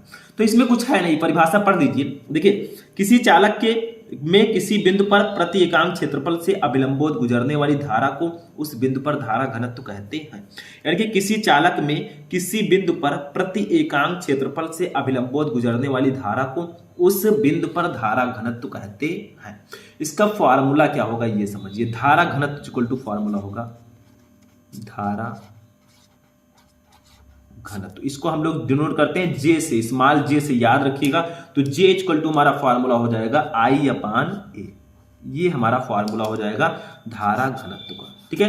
क्योंकि बताया गया है कि किसी चालक में किसी बिंदु पर प्रति एकांक क्षेत्रफल से, देखिए प्रति एकांक क्षेत्रफल A से अभिलंबोत गुजरने वाली जो धारा I होती है, इसी के अनुपात को हम धारा घनत्व कहते हैं। बस हो गया, सिंपल सा है, ठीक है। इसका मात्रक क्या होगा, मात्रक तो सबको पता ही होगा, अब और ज्यादा पता हो गया होगा। क्यों, क्योंकि मात्रक निकालने में कुछ है ही नहीं इसमें। देखिए I का मात्रक होता है एम्पियर, ठीक है। एम्पियर धारा है, धारा का मात्रक एम्पियर होगा, सभी को पता है। प्रति A है क्षेत्रफल, क्षेत्रफल का मात्रक होगा मीटर स्क्वायर, तो इसका मात्रक क्या हो जाएगा, एम्पियर प्रति मीटर स्क्वायर। बस हो गया, ठीक है। इसकी बीमा भी मैं डायरेक्टली लिख देता हूं, ठीक है। बीमा, क्योंकि I की बीमा और A की बीमा लिखेंगे आपका आ जाएगा। तो इसकी बीमा कुछ इस प्रकार से लिखेंगे m0 L के पावर -2 T के पावर 0 A के पावर 1, ठीक है। ये इसकी बीमा हो जाएगी। कैसे हो जाएगी ये भी जानना जरूरी है, तो चलिए थोड़ा सा जान लेते हैं। J इक्वल टू होता है फॉर्मूला I/A। क्या होता है, I/A। तो I की बीमा कितनी होती है, I की बीमा होती है A, ठीक है। और ए की बीमा कितनी होती है, एल के ऊपर स्क्वायर, क्योंकि ए है मीटर स्क्वायर, आप इससे निकाल सकते हैं ए मीटर स्क्वायर, ठीक है। तो यहाँ पर इसकी बीमा हो जाएगी, ए आपका ऐसे ही रहेगा ऊपर, और ये जो नीचे वाला है ये ऊपर चला जाएगा एल के पावर -2। तो आप इसको ऐसे भी लिख सकते हैं ए एल -2, ऐसे भी लिख सकते हैं, लेकिन अगर हम थोड़ा शुद्ध लिखेंगे तो m0 l -2 t के पावर 0 a के पावर 1, बस ऐसे भी हम लिख सकते हैं, दोनों तरह से लिख सकते हैं, ठीक है। तो ये बीमा हो जाएगी धारा घनत्व का। तो धारा घनत्व में कुछ नहीं था, ये आपका इंपॉर्टेंट है, इसको भी नोट कर लीजिए। चलिए अब नेक्स्ट क्वेश्चन देखते हैं क्या है। अब देखिए स्टूडेंट, नेक्स्ट क्वेश्चन हमारा जो है क्वेश्चन नंबर 7 क्या है, किसी सेल के विद्युत वाहक बल से क्या तात्पर्य है, यानी कि व्हाट इज इलेक्ट्रोमोटिव फोर्स, ठीक है। विद्युत वाहक बल क्या होता है, तो ये भी बहुत ही सिंपल है, इसमें सिर्फ और सिर्फ डेफिनेशन आपको समझना है। देखिए, एकांक आवेश को पूरे परिपथ में सेल सहित प्रवाहित करने में सेल द्वारा दी गई ऊर्जा को सेल का विद्युत वाहक बल कहते हैं। यानी कि एकांक आवेश को, किसी एक आवेश को पूरे परिपथ में प्रवाहित करने में जो सेल द्वारा ऊर्जा दी जाती है उसको हम सेल का विद्युत वाहक बल कहते हैं, उसको हम कहते हैं इलेक्ट्रोमोटिव फोर्स, ठीक है। अब मान लीजिए यदि किसी परिपथ में क्यू आवेश प्रवाहित करने पर सेल को डब्ल्यू कार्य करना पड़े तो सेल का विद्युत वाहक बल क्या होगा। तो विद्युत वाहक बल को हम लोग डिनोट करते हैं ई से, ठीक है। ई इक्वल टू फार्मूला हो जाएगा डब्ल्यू अपान क्यू, ठीक है। ये फार्मूला हो जाएगा सेल के विद्युत वाहक बल का। यानी कि आपसे कहा गया था कि एकांक आवेश को पूरे परिपथ में प्रवाहित करने में सेल द्वारा दी गई ऊर्जा को सेल का विद्युत वाहक बल कहते हैं। तो इसको, इसमें जो आवेश है, ठीक है, इस आवेश को प्रवाहित करने में जो सेल द्वारा ऊर्जा डब्ल्यू दी जाती है उसी को हम बोलते हैं इलेक्ट्रोमोटिव फोर्स, यानी कि सेल का विद्युत वाहक बल। अब यदि किसी परिपथ में क्यू आवेश प्रवाहित करने पर सेल को डब्ल्यू कार्य करना पड़े तो सेल का विद्युत वाहक बल होगा E equal to W upon Q. और जितने भी विद्युत वाहक बल हो, जैसे विद्युत वाहक बल या विभव जो होते हैं, इनका मात्रक क्या होता है, सेम ही होता है, दोनों का मात्रक होता है वोल्ट, ठीक है। जैसे इसका भी मात्रक क्या होगा, वोल्ट ही होगा, इसका भी मात्रक होगा वोल्ट, ठीक है। तो इसको लिख देंगे वोल्ट, या एक और इसका मात्रक लिख सकते हैं, या देखिए इसको हम जूल प्रति कूलाम भी लिख सकते हैं, क्योंकि डब्ल्यू है कार्य का मात्रक जूल, और क्यू है आवेश का मात्रक कूलाम, ठीक है। तो इसको हम जूल प्रति कूलाम भी लिख सकते हैं, ठीक है। तो दो इसके यूनिट्स होंगे, या तो आप लिखिए वोल्ट या तो फिर लिखिए जूल प्रति कूलाम, ठीक है, दोनों सेम ही है। तो ये आपका हो जाएगा इलेक्ट्रोमोटिव फोर्स, यानी कि सेल का विद्युत वाहक बल। ये भी आपके 3rd चैप्टर से ही है और सबसे ज्यादा इंपॉर्टेंट है, इसको भी आप लोग नोट कर लीजिएगा, ठीक है। चलिए नेक्स्ट क्वेश्चन देखते हैं क्या है। अब देखिए नेक्स्ट क्वेश्चन जो हमारा है क्वेश्चन नंबर 8, ये भी बहुत ज्यादा इंपॉर्टेंट क्वेश्चन है और ये भी हमारे चैप्टर 3 से ही है। देखिए क्या है, किसी धारावाही चालक में धारा घनत्व J, अनुगमन वेग Vd और प्रति एकांक आयतन में मुक्त इलेक्ट्रॉनों की संख्या n तथा मूल आवेश E में संबंध स्थापित कीजिए। बहुत इंपॉर्टेंट है। तो इसमें क्या करना है आपको, I इक्वल टू जो फॉर्मूला होता है NEA VD, ठीक है, इसमें आपको रिलेशन बताना है कि इनमें कैसा संबंध होता है और इसको कैसे हम प्रूव करें, ठीक है। बहुत इंपॉर्टेंट क्वेश्चन है कि किसी धारावाही चालक में धारा घनत्व J, अनुगमन वेग Vd यानी कि ड्रिफ्ट वेलोसिटी, Vd का मतलब क्या होगा, ड्रिफ्ट वेलोसिटी, ठीक है, प्रति एकांक क्षेत्रफल में मुक्त इलेक्ट्रॉनों की संख्या n तथा मूल आवेश E में संबंध स्थापित करना है, ठीक है। कैसे करेंगे, तो एक चालक सबसे पहले हम ले लेते हैं, क्योंकि चालक में हमें करना है। चालक क्या होता है, जिसमें धारा का प्रवाह बहुत ही आसानी से हो सके, ठीक है।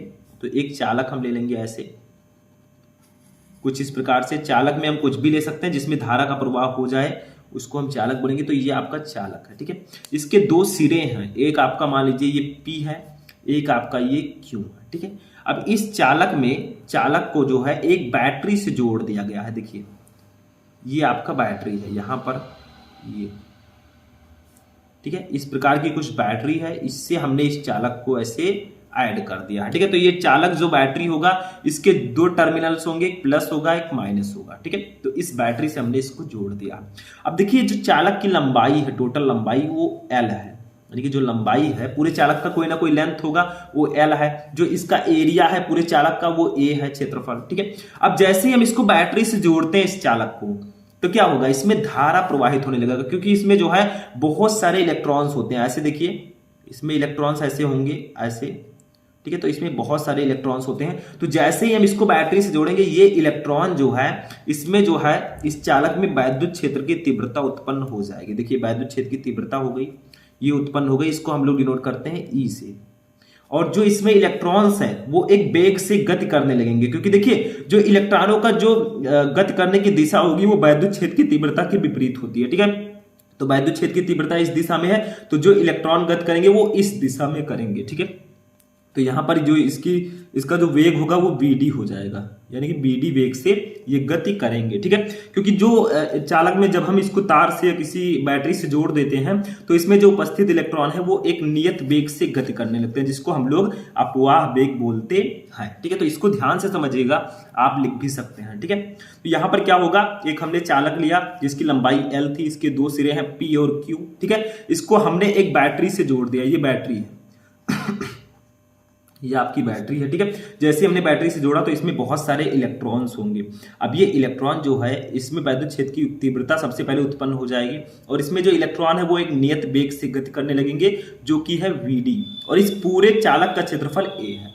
तो सबसे पहले हम यहां पर क्या निकाल लेंगे, देखिए यहां पर हम निकालेंगे मुक्त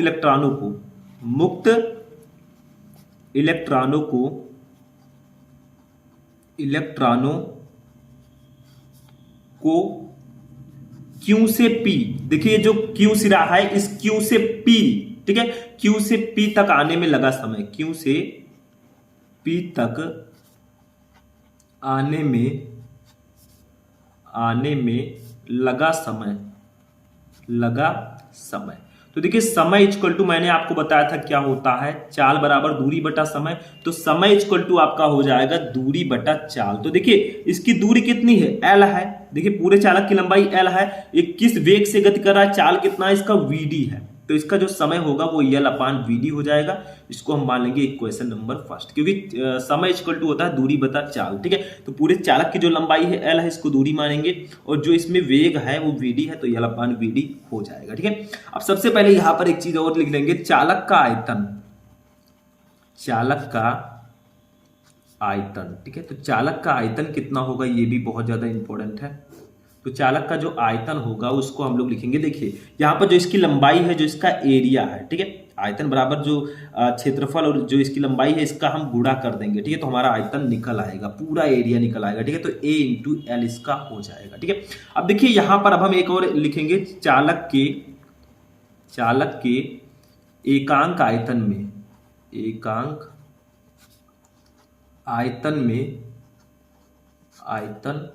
में मुक्त इलेक्ट्रॉनों की संख्या। ठीक है, तो चालक के एकांक आयतन में मुक्त इलेक्ट्रॉनों की संख्या कितनी है, वो है n, यानी कि इसमें जो चालक है इसमें जो मुक्त इलेक्ट्रॉनों की संख्या होगी वो n होगी। एकांक आयतन में मैं बात कर रहा हूं, पूरे चालक का आयतन al है, तो चालक के al आयतन में कितना होगा, यहां पर लिखेंगे चालक के एकांक की जगह पर al कर देंगे, al आयतन में। ठीक है, al आयतन में मुक्त इलेक्ट्रॉनों की संख्या। ठीक है, तो ये हमारा हो जाएगा कितना, n का al से गुणा हो जाएगा, तो NaL हो जाएगा। ठीक है, समझ में आ गया। अब देखिए यहां से हम आवेश निकाल लेंगे। ठीक है, t समय में जो आवेश प्रवाहित होंगे चालक में, तो t समय में प्रवाहित आवेश, तो आवेश को हम लोग डिनोट करते हैं Q से। ठीक है, तो आवेश हो जाएगा आपका Q। तो Q इक्वल टू क्या होता है, देखिए Q इक्वल टू मैंने आपको बताया था Ne होता है, तो यहां पर जो N है उसके जगह पर हम क्या लिख देंगे, NaL, क्योंकि पूरे चालक के Al में जो इलेक्ट्रॉनों की संख्या है वो NaL है, तो यहां पर हम NaL रख देंगे। ठीक है, NaL।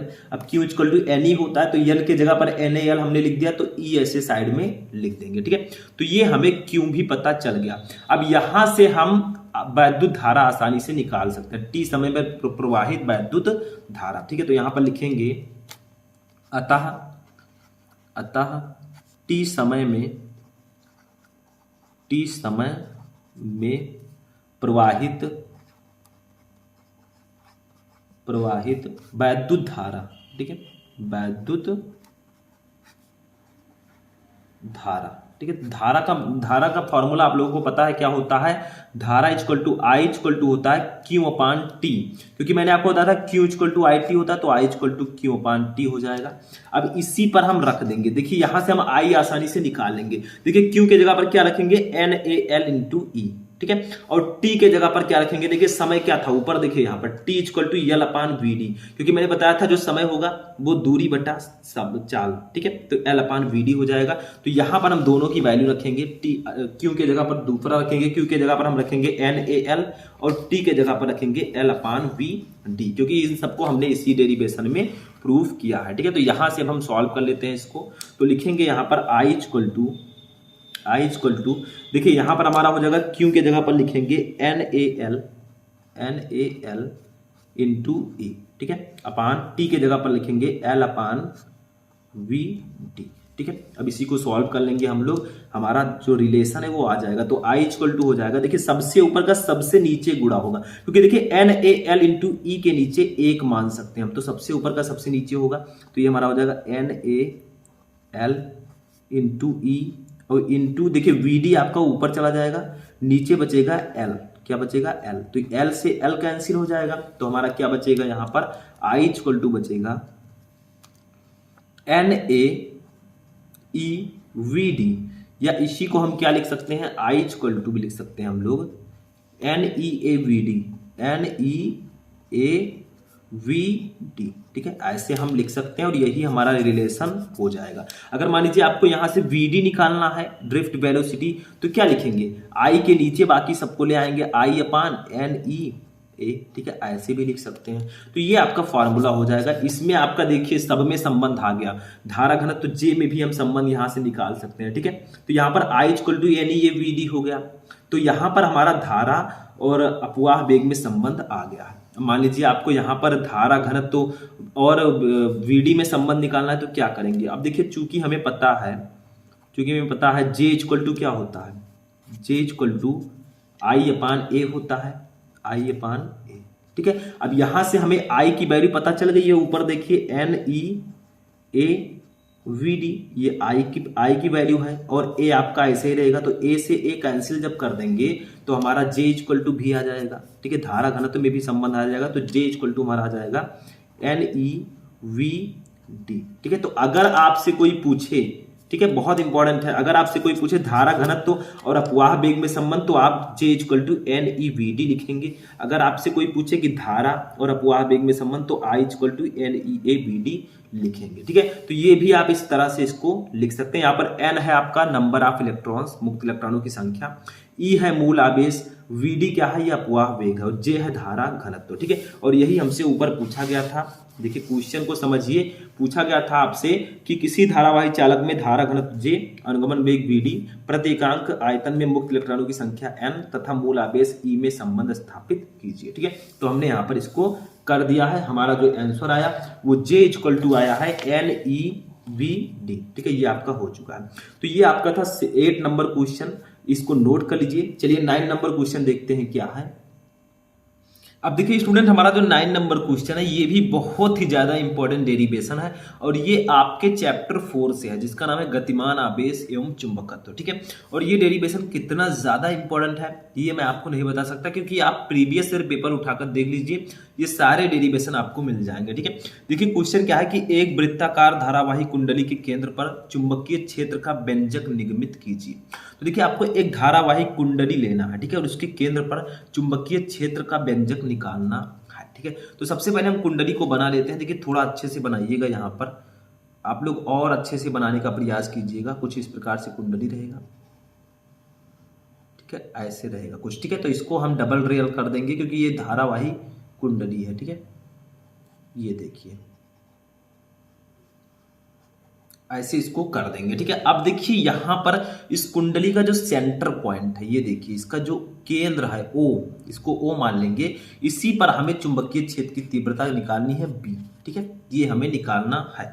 अब मान लीजिए इसके केंद्र तक की दूरी जो है ए है, ठीक है, यहां से बिंदु ओ से इसकी कुंडली से बिंदु ओ के बीच की दूरी मान लीजिए ए है, ठीक है। तो इसको कैसे निगमित करेंगे, देखिए कुंडली कुछ और नहीं, ये एक तार ही है, इस तार को थोड़ा मोड़ दिया गया है, तो आप लिख सकते हैं। देखिए यहाँ पर ध्यान दीजिएगा, इसमें जो धारा है वो आई निरंतर बह रही है, देखिए धारा जा रही है, ठीक है। तो ये आई जो धारा है ये निरंतर इसमें बह रही है, तो आप लोग लिख सकते हैं माना कि एक तार ए त्रिज्या वाली, ठीक है, ए त्रिज्या के वृत्त के रूप में मोड़कर उसमें आई प्रबलता की धारा विद्युत धारा प्रवाहित की जा रही है। यानी कि एक तार को जिसकी त्रिज्या, इसको हमने मोड़कर एक वृत्ताकार कुंडली बना दिया है, ठीक है, और इसकी त्रिज्या जो है ए है। अब इसमें जो है आई धारा प्रवाहित हो रही है। अब हमें इस वृत्ताकार कुंडली के केंद्र पर चुंबकीय क्षेत्र की तीव्रता निकालना है, ठीक है। तो क्या करेंगे, देखिए पहले हम पूरे कुंडली के लिए हम निकालेंगे नहीं, ठीक है, पूरे कुंडली के लिए हम चुंबकीय क्षेत्र की तीव्रता नहीं निकालेंगे। इसका एक अवयव ले लेंगे, एक छोटा सा अवयव। देखिए हमने इसको ले लिया है, एक छोटा सा अवयव इस पूरे कुंडली का ले लिया है, ठीक है। अब इस पर हम पहले निकालेंगे, यानी कि अल्पांश, इसका छोटा सा अवयव हमने ले लिया है, तो अल्पांश डीएल के कारण बिंदु ओ पर चुंबकीय क्षेत्र पहले निकालेंगे, ठीक है। ये अवयव आपका है, इसकी जो ये मान लीजिए डीएल है, ठीक है, इसकी जो लंबाई है वो डीएल है। तो यहां पर लिखेंगे हम अल्पांश, अल्पांश आप ऊपर लिख सकते हैं जो मैंने बताया, आप लिख लीजिएगा। माना कि एक तार ए त्रिज्या के वृत्त के रूप में मोड़कर उसमें आई धारा प्रवाहित की जा रही है। हमें इस वृत्ताकार कुंडली के केंद्र ओ पर चुंबकीय क्षेत्र की तीव्रता ज्ञात करना है, ठीक है। तो यहां पर लिख देंगे अल्पांश डीएल के कारण बिंदु ओ पर, यानी कि इस अल्पांश डीएल के कारण बिंदु ओ पर चुंबकीय क्षेत्र की तीव्रता पहले निकालेंगे, ठीक है। तो बिंदु ओ पर चुंबकीय क्षेत्र,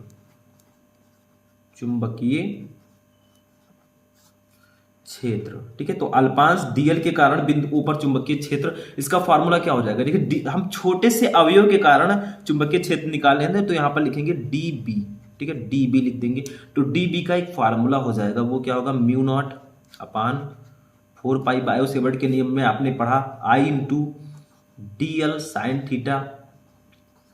थीटा अपान ए स्क्वायर। देखिए आर स्क्वायर होता है, लेकिन यहाँ पर ए स्क्वायर लिखना है क्योंकि इसकी त्रिज्या ए है, ठीक है। ये फॉर्मूला होगा। अब इसको थोड़ा सा हम सही करेंगे पहले। देखिए यहाँ पर डी बी इक्वल टू हमारा हो जाएगा म्यू नॉट अपान 4 पाई, तो ऐसे ही रहेगा, तो म्यू नॉट अपान 4 पाई, ठीक है, into I D L sine theta. तो यहाँ पर आई डी एल लिख देंगे, साइन थीटा के जगह पर देखिए यहाँ पर साइन 90 डिग्री रख देंगे, थीटा की जगह पर 90 डिग्री, क्योंकि देखिए चुंबकीय क्षेत्र जो होगा इसके लंबवत होगा, ठीक है। तो ये अपान ए स्क्वायर हो जाएगा। अब इसको थोड़ा और शुद्ध करके अगर हम लिखें तो डी बी इक्वल टू हमारा हो जाएगा mu naught upon 4 pi into I D L, क्योंकि साइन 90 डिग्री की वैल्यू 1 होती है, तो ये हो जाएगा I D L upon A square, ठीक है। तो ये आपका हो जाएगा, इसको मान लेते हैं क्वेश्चन नंबर फर्स्ट, ठीक है। अब क्या निकालेंगे, हम कुंडली के केंद्र पर परिणामी चुंबकीय क्षेत्र निकालेंगे। देखिए अभी हमने छोटे से अवयव के लिए, अल्पांश के लिए चुंबकीय क्षेत्र निकाला है, अब परिणामी चुंबकीय क्षेत्र हम निकालेंगे पूरे क्षेत्रफल के लिए, ठीक है, पूरे कुंडली के लिए। तो यहां पर लिखेंगे अब हम लोग कि अब कुंडली के केंद्र पर परिणामी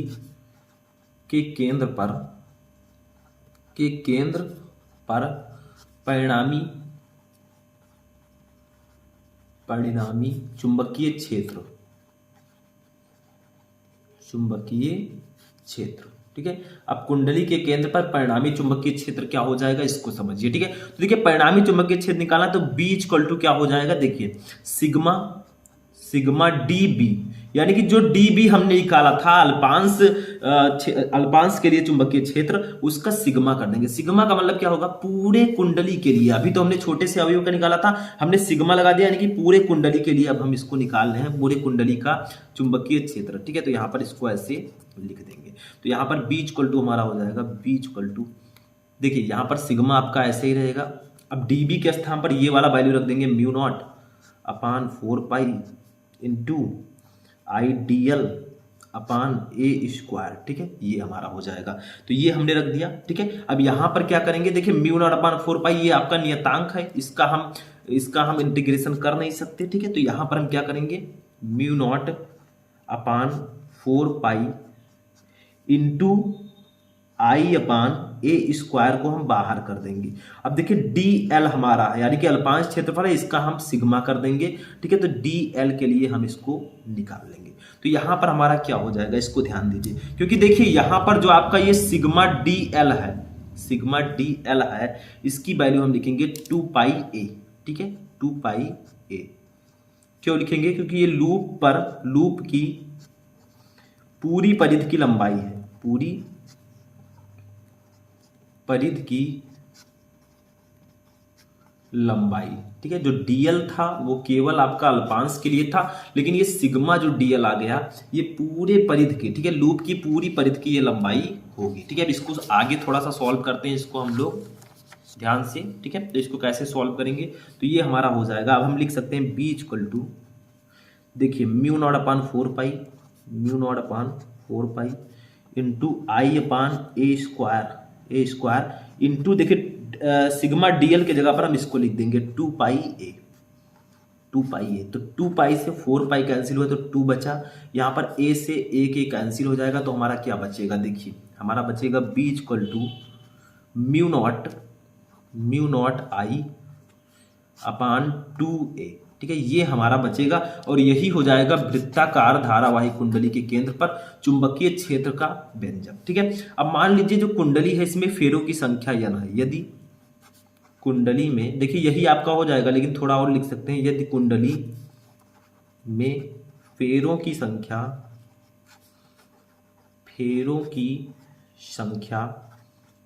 n है तो, ठीक है, यदि मान लीजिए कुंडली में फेरों की संख्या n है तो हम लिख सकते हैं बी इक्वल टू, देखिए म्यू नॉट आई के जगह पर लिख देंगे म्यू नॉट एन आई।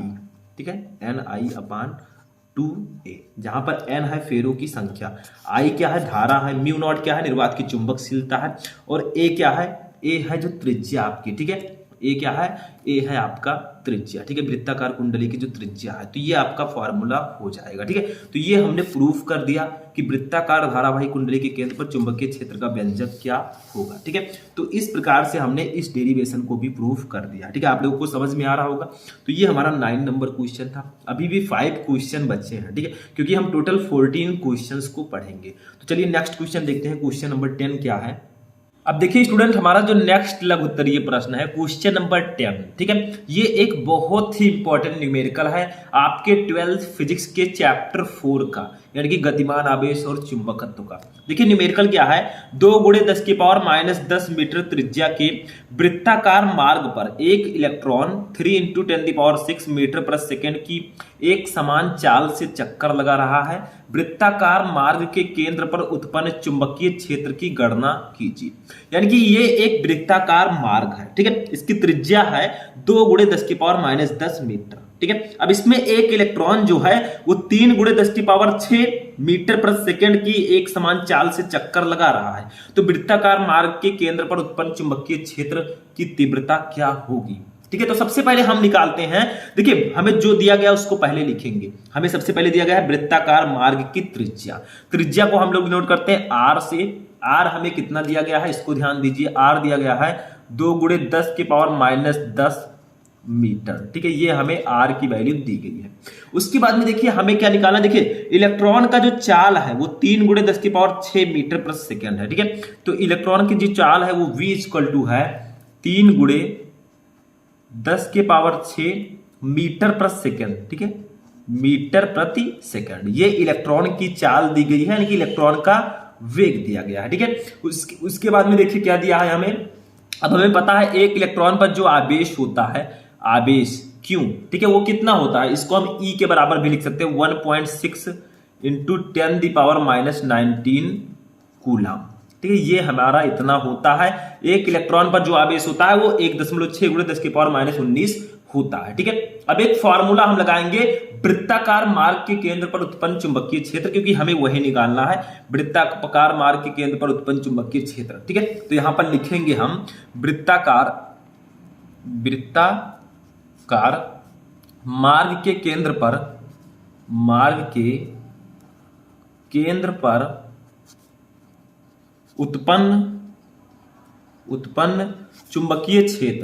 उत्पन्न चुंबकीय क्षेत्र। ठीक है, तो वृत्ताकार मार्ग के केंद्र पर उत्पन्न चुंबकीय क्षेत्र अगर हमें निकालना है तो इसका फार्मूला होगा B = म्यू नॉट अपान 4 पाई। ठीक है, mu naught upon 4 pi into QV sign theta अपान r²। ये होगा फॉर्मूला वृत्ताकार मार्ग के केंद्र पर उत्पन्न चुंबकीय क्षेत्र का। ठीक है, तो फॉर्मूला हमने लिख दिया। अब चलिए इसको सॉल्व करते हैं। तो B = हमारा हो जाएगा, देखिए म्यू नॉट अपान 4 पाई की वैल्यू होती है 10 के पावर -7, ठीक है, ये होता है। क्यू की वैल्यू हमें पता है, क्यू की वैल्यू कितना है 1.6 गुणे 10 के पावर -19 होता है, ठीक है। और v की वैल्यू भी पता है, देखिए यहाँ पर 3 × 10⁶ है, 3 × 10⁶ है, इंटू देखिए साइन थीटा। थीटा की वैल्यू हम कितनी रखेंगे, देखिए इनके बीच का जो एंगल है वो 90 डिग्री है, तो यहां पर साइन 90 डिग्री रख देंगे, ठीक है, साइन 90 डिग्री अपान r स्क्वायर है नीचे, r की वैल्यू कितनी है 2 × 10 की पावर -10, तो इसका स्क्वायर कर देंगे, 2 × 10 की पावर -10 का स्क्वायर, ठीक है, हो गया। अब इसको सॉल्व कर लीजिए, कुछ है नहीं इसमें, बहुत सिंपल है, सिर्फ एक फॉर्मूला लगाना है। तो ये हमारा हो जाएगा, देखिए 1.6 का 3 से गुणा होगा तो ये कितना होगा 4.8, 16 3 48, ठीक है, इंटू ये 10 के पावर -7 है, ये 19 है, तो माइनस दोनों में माइनस है, तो माइनस माइनस प्लस 1907 जुड़ेगा तो 10 की पावर -26 हो जाएगा, ठीक है, इंटू ये 10 की पावर 6 ऑलरेडी है, इंटू साइन 90 डिग्री की वैल्यू 1 होती है, तो 1 ऐसे ही रहने देंगे। नीचे देखेंगे हम, नीचे देखिए 2 का स्क्वायर करेंगे तो 4 हो जाएगा, इंटू 10 की पावर -10 का स्क्वायर करेंगे 10 की पावर -20 हो जाएगा, ठीक है। बस इसी को सॉल्व कर लीजिए तो b इक्वल टू हमारा हो जाएगा, देखिए यहां पर 4 का 4.8 से काट देंगे तो 1.2 बचेगा, तो ये हो जाएगा 1.2 गुणे 10 की पावर -26 है, ये 6 है, तो देखिए 26 में से 6 जाएगा क्योंकि माइनस प्लस माइनस, तो 10 की पावर -20 बचेगा, इंटू देखिए इस 10 की पावर -20 को ऊपर ले जाएंगे तो 10 की पावर +20 हो जाएगा, ये यानी कि 20 हम डायरेक्टली लिख सकते हैं, ठीक है। तो यहां पर हमारा b इक्वल टू हो जाएगा, देखिए ये हो जाएगा 1.2 इंटू देखिए 10 की पावर -20 है, 10 की पावर 20 है, तो ये 10 की पावर 0 हो जाएगा, और किसी भी अंक के ऊपर अगर 0 है तो उसकी वैल्यू 1 मानते हैं, तो हमारा लास्ट में आएगा 1.2, इसकी वैल्यू 1 हो जाएगी, तो ये 1.2 टेस्ला आ जाएगा, तो ये चुंबकीय क्षेत्र की तीव्रता का मात्रक हो जाएगा टेस्ला, ठीक है। तो b इक्वल टू हमारा आ गया 1.2 टेस्ला, ठीक है। तो इस प्रकार से ये न्यूमेरिकल आपका लग चुका है। तो ये वाला फॉर्मूला याद रखिएगा, v equal to mu naught upon 4 pi into QB sine theta upon r square, बस आपका फॉर्मूला लग जाएगा। बस न्यूमेरिकल चुटकियों में लगेगा, सिर्फ ध्यान से समझना आपको जरूरी है, बाकी इसमें कुछ नहीं है, ठीक है। तो इसको नोट कर लीजिए, तब हम देखते हैं 11 नंबर क्वेश्चन, क्योंकि हमें 14 क्वेश्चन पढ़ने हैं और इतनी जल्दी समाप्त नहीं होगा। अब आपको ऐसे बड़े बड़े वीडियोज मैराथन क्लासेस देखने की जरूरत है, क्योंकि बोर्ड एग्जाम ज्यादा दिन नहीं है, अब आपका बोर्ड एग्जाम बहुत नजदीक आ चुका है, ठीक है। तो चलिए नेक्स्ट क्वेश्चन देखते हैं 11 नंबर। अब 11 नंबर वाले क्वेश्चन को देखिए और समझिए, देखिए क्या कहा जा रहा है, दो लंबे सीधे तार जिनमें प्रत्येक में 5 एम्पियर की धारा प्रवाहित हो रही है, एक दूसरे के समांतर 2.5 सेंटीमीटर की दूरी पर रखे हैं, तारों की 10 सेंटीमीटर लंबाई पर लगने वाला बल ज्ञात कीजिए। यानी कि दो लंबे सीधे तार हैं जिनमें प्रत्येक में 5 एम्पियर की धारा प्रवाहित हो रही है, तो तार हैं, तो तार ऐसे होंगे सीधे सीधे, ये देखिए दोनों तार हैं, ठीक है। अब दोनों में अगर धारा की बात की जाए तो इसमें भी 5 एम्पियर की धारा है, इस तार में भी, और इसमें भी 5 एम्पियर की धारा है, ठीक है। अब इनके बीच की दूरी भी हमें दी गई है, कितना है देखिए, ऊपर देखिए 2.5 सेंटीमीटर, ठीक है, तो यहाँ पर 2.5 सेंटीमीटर रख देंगे। अब देखिए तारों की 10 सेंटीमीटर लंबाई पर लगने वाला बल हमें निकालना है, तो सबसे पहले जो कुछ दिया गया उसको लिखेंगे। देखिए हमें तार की 10 सेंटीमीटर लंबाई, तो हमें L दी गई है लंबाई, ठीक है, कितना दिया गया है 10 सेंटीमीटर, 10 सेंटीमीटर, ठीक है, ठीक है। तो इसको सबसे पहले हम मीटर में बदल लेंगे। कैसे बदलेंगे, देखिए 10 सेंटीमीटर को मीटर में बदलना है तो 10/100 करना होगा, क्योंकि 100 सेंटीमीटर इक्वल टू 1 मीटर होता है, तो 10/100 करेंगे तो हमारा आंसर लास्ट में आएगा 10 की पावर -1 मीटर। अब ये आपका मीटर में बदल चुका है, ठीक है। तो अगर 10 सेंटीमीटर को मीटर में बदलना है तो 10/100 कर दीजिए। उसको जब सॉल्व करेंगे, देखिए मैं यहां पर कर देता हूं, 10/100 हमने कर दिया, ठीक है। अब देखिए इसको हम लिख सकते हैं 10/10 की पावर 2 लिख सकते हैं इसको, फिर लिखेंगे, देखिए 100 को 10 की पावर 2 लिख सकते हैं, फिर यहाँ पर 10/10 की पावर -2 लिखेंगे। अब देखिए 10 में से 10 की पावर -2 जाएगा तो 10 की पावर -1 बचेगा, ठीक है। तो इस प्रकार से आप मीटर में इसको लिख सकते हैं। ये मैंने समझाने के लिए किया, इसको आप लोग अलग रखिएगा, ठीक है, ये समझाने के लिए केवल है। तो ये आपका हो गया, ठीक है। अब इसके बाद में और भी कुछ चीजें हमें दी गई हैं, उसको भी लिख लेते हैं। देखिए अब देखिए यहां पर हमें धारा भी दी गई है। देखिए दोनों तारों में जो वैद्युत धारा बह रही है वो 5 एम्पियर की बह रही है, तो एक को मान लेते हैं I1, एक को मान लेते हैं I2, दोनों में धाराएं बराबर हैं, यानी कि 5 एम्पियर की धारा दोनों में बह रही है, तो यहां पर 5 एम्पियर लिख देंगे। ठीक है, ये देखिए 5 एम्पियर हमने लिख दिया। अब क्या दिया गया है, हमें दोनों के बीच की दूरी दी गई है, दोनों तारों की, यानी कि आर भी हमें दिया गया है कितना, 2.5 सेंटीमीटर। अब इसको भी मीटर में बदलेंगे तो क्या करेंगे आप लोग बताइए, 100 से भाग दे देंगे। जब 100 से भाग देंगे तो ये मीटर में हमारा कैसा होगा, 2 × 5 2.5 × 10⁻² मीटर। अब ऐसा मैंने क्यों लिखा, देखिए यहां पर आप 10 की जगह पर 2.5 कर देंगे 100। अब ये 100 को 10⁻² लिखेंगे, इसको ऊपर ले जाएंगे तो 10⁻² हो जाएगा। ठीक है, वही मैंने यहां पर कर दिया है, हो गया। इतनी चीजें दी गई है। अब हम निकालेंगे तारों की 10 सेंटीमीटर लंबाई पर लगने वाला बल। ठीक है, तारों की 10 सेंटीमीटर लंबाई पर लगने वाला बल। ठीक है, तो तार की 10 सेंटीमीटर लंबाई पर लगने वाले बल का फॉर्मूला जो होगा वो हो जाएगा F/L = ठीक है, μ0/2π। ठीक है, μ0/2π इंटू I1I2/R। ठीक है, ये हो जाएगा तारों की 10 सेंटीमीटर लंबाई पर लगने वाले बल का फॉर्मूला। यानी कि अगर दो समांतर धारावाही चालक हैं, ठीक है, तो उनके बीच लगने वाले बल का फॉर्मूला यही होगा। मैंने प्रूव भी करवाया था। अब देखिए F हमें निकालना है, तो F को ऐसे रहने देंगे। L की वैल्यू हमें पता है, ऊपर देखिए 10⁻⁻1, तो यहां पर इसके जगह पर लिख देंगे 10⁻⁻1 इक्वल टू μ0/2π की वैल्यू होती है, कितना होता है, μ0/2π की वैल्यू 2 × 10⁻⁷ न्यूटन प्रति एम्पियर स्क्वायर। ठीक है, आप लिख सकते हैं, लेकिन यहां पर मात्रक लिखने की जरूरत नहीं है, मैं बता दे रहा हूं। ठीक है, μ0/2π की वैल्यू होती है 2 × 10⁻⁷ न्यूटन प्रति एम्पियर स्क्वायर। ठीक है, इंटू I1 I2 की वैल्यू कितनी है, देखिए दोनों की वैल्यू 5 एम्पियर है, तो इसको हम लिख देंगे 5 × 5 अपान R की वैल्यू कितनी है, देखिए 2.5 × 10⁻²। ठीक है, बस इसी को सॉल्व कर लेंगे, इसमें कुछ है ही नहीं, बहुत सिंपल सा है ये। तो F = हमारा क्या हो जाएगा, देखिए ये 2.5 है, इसको 2.5 मानते हैं, तो 2.5 का 5 को जब 2.5 से डिवाइड करेंगे तो 2 आएगा। ठीक है, तो ये हमारा हो जाएगा 2 का 2 से गुणा 4 और 4 का 5 से गुणा, 2 दूनी 4 पंचे 20। ठीक है, तो 20 × 10⁻⁷ इंटू ये 10⁻1 है, ये इधर चला आएगा। ठीक है, तो जब इधर चला आएगा तो 10⁻1 हम ऐसे लिख देंगे, इधर गुणे भाग में, इधर गुणे में हो जाएगा, अपान नीचे होगा 10⁻²। ठीक है, बस इसी को सॉल्व कर लेंगे, तो F = हमारा हो जाएगा, देखिए ये हो जाएगा 20 × 10⁻⁷ है, ये -1 है, तो दोनों जुड़ जाएंगे, -8 हो जाएगा। ठीक है, 10⁻8 इंटू 10⁻2 है, ऊपर लाएंगे तो 10⁻+2 हो जाएगा। इतना हो गया, ध्यान से समझिए। अब देखिए F = हम इसको लिख सकते हैं, देखिए ध्यान दीजिए, इस 20 को अगर 2 लिखना है तो क्या करेंगे, 2 × 10⁻8। ठीक है, इंटू 10⁻2 है। अब देखिए 20 को मैंने 2 लिखा है, तो एक 10 से यहां पर गुणा हो जाएगा। ठीक है, जब एक 10 से गुणा होगा तो क्या होगा, 10⁻3 हो जाएगा ये।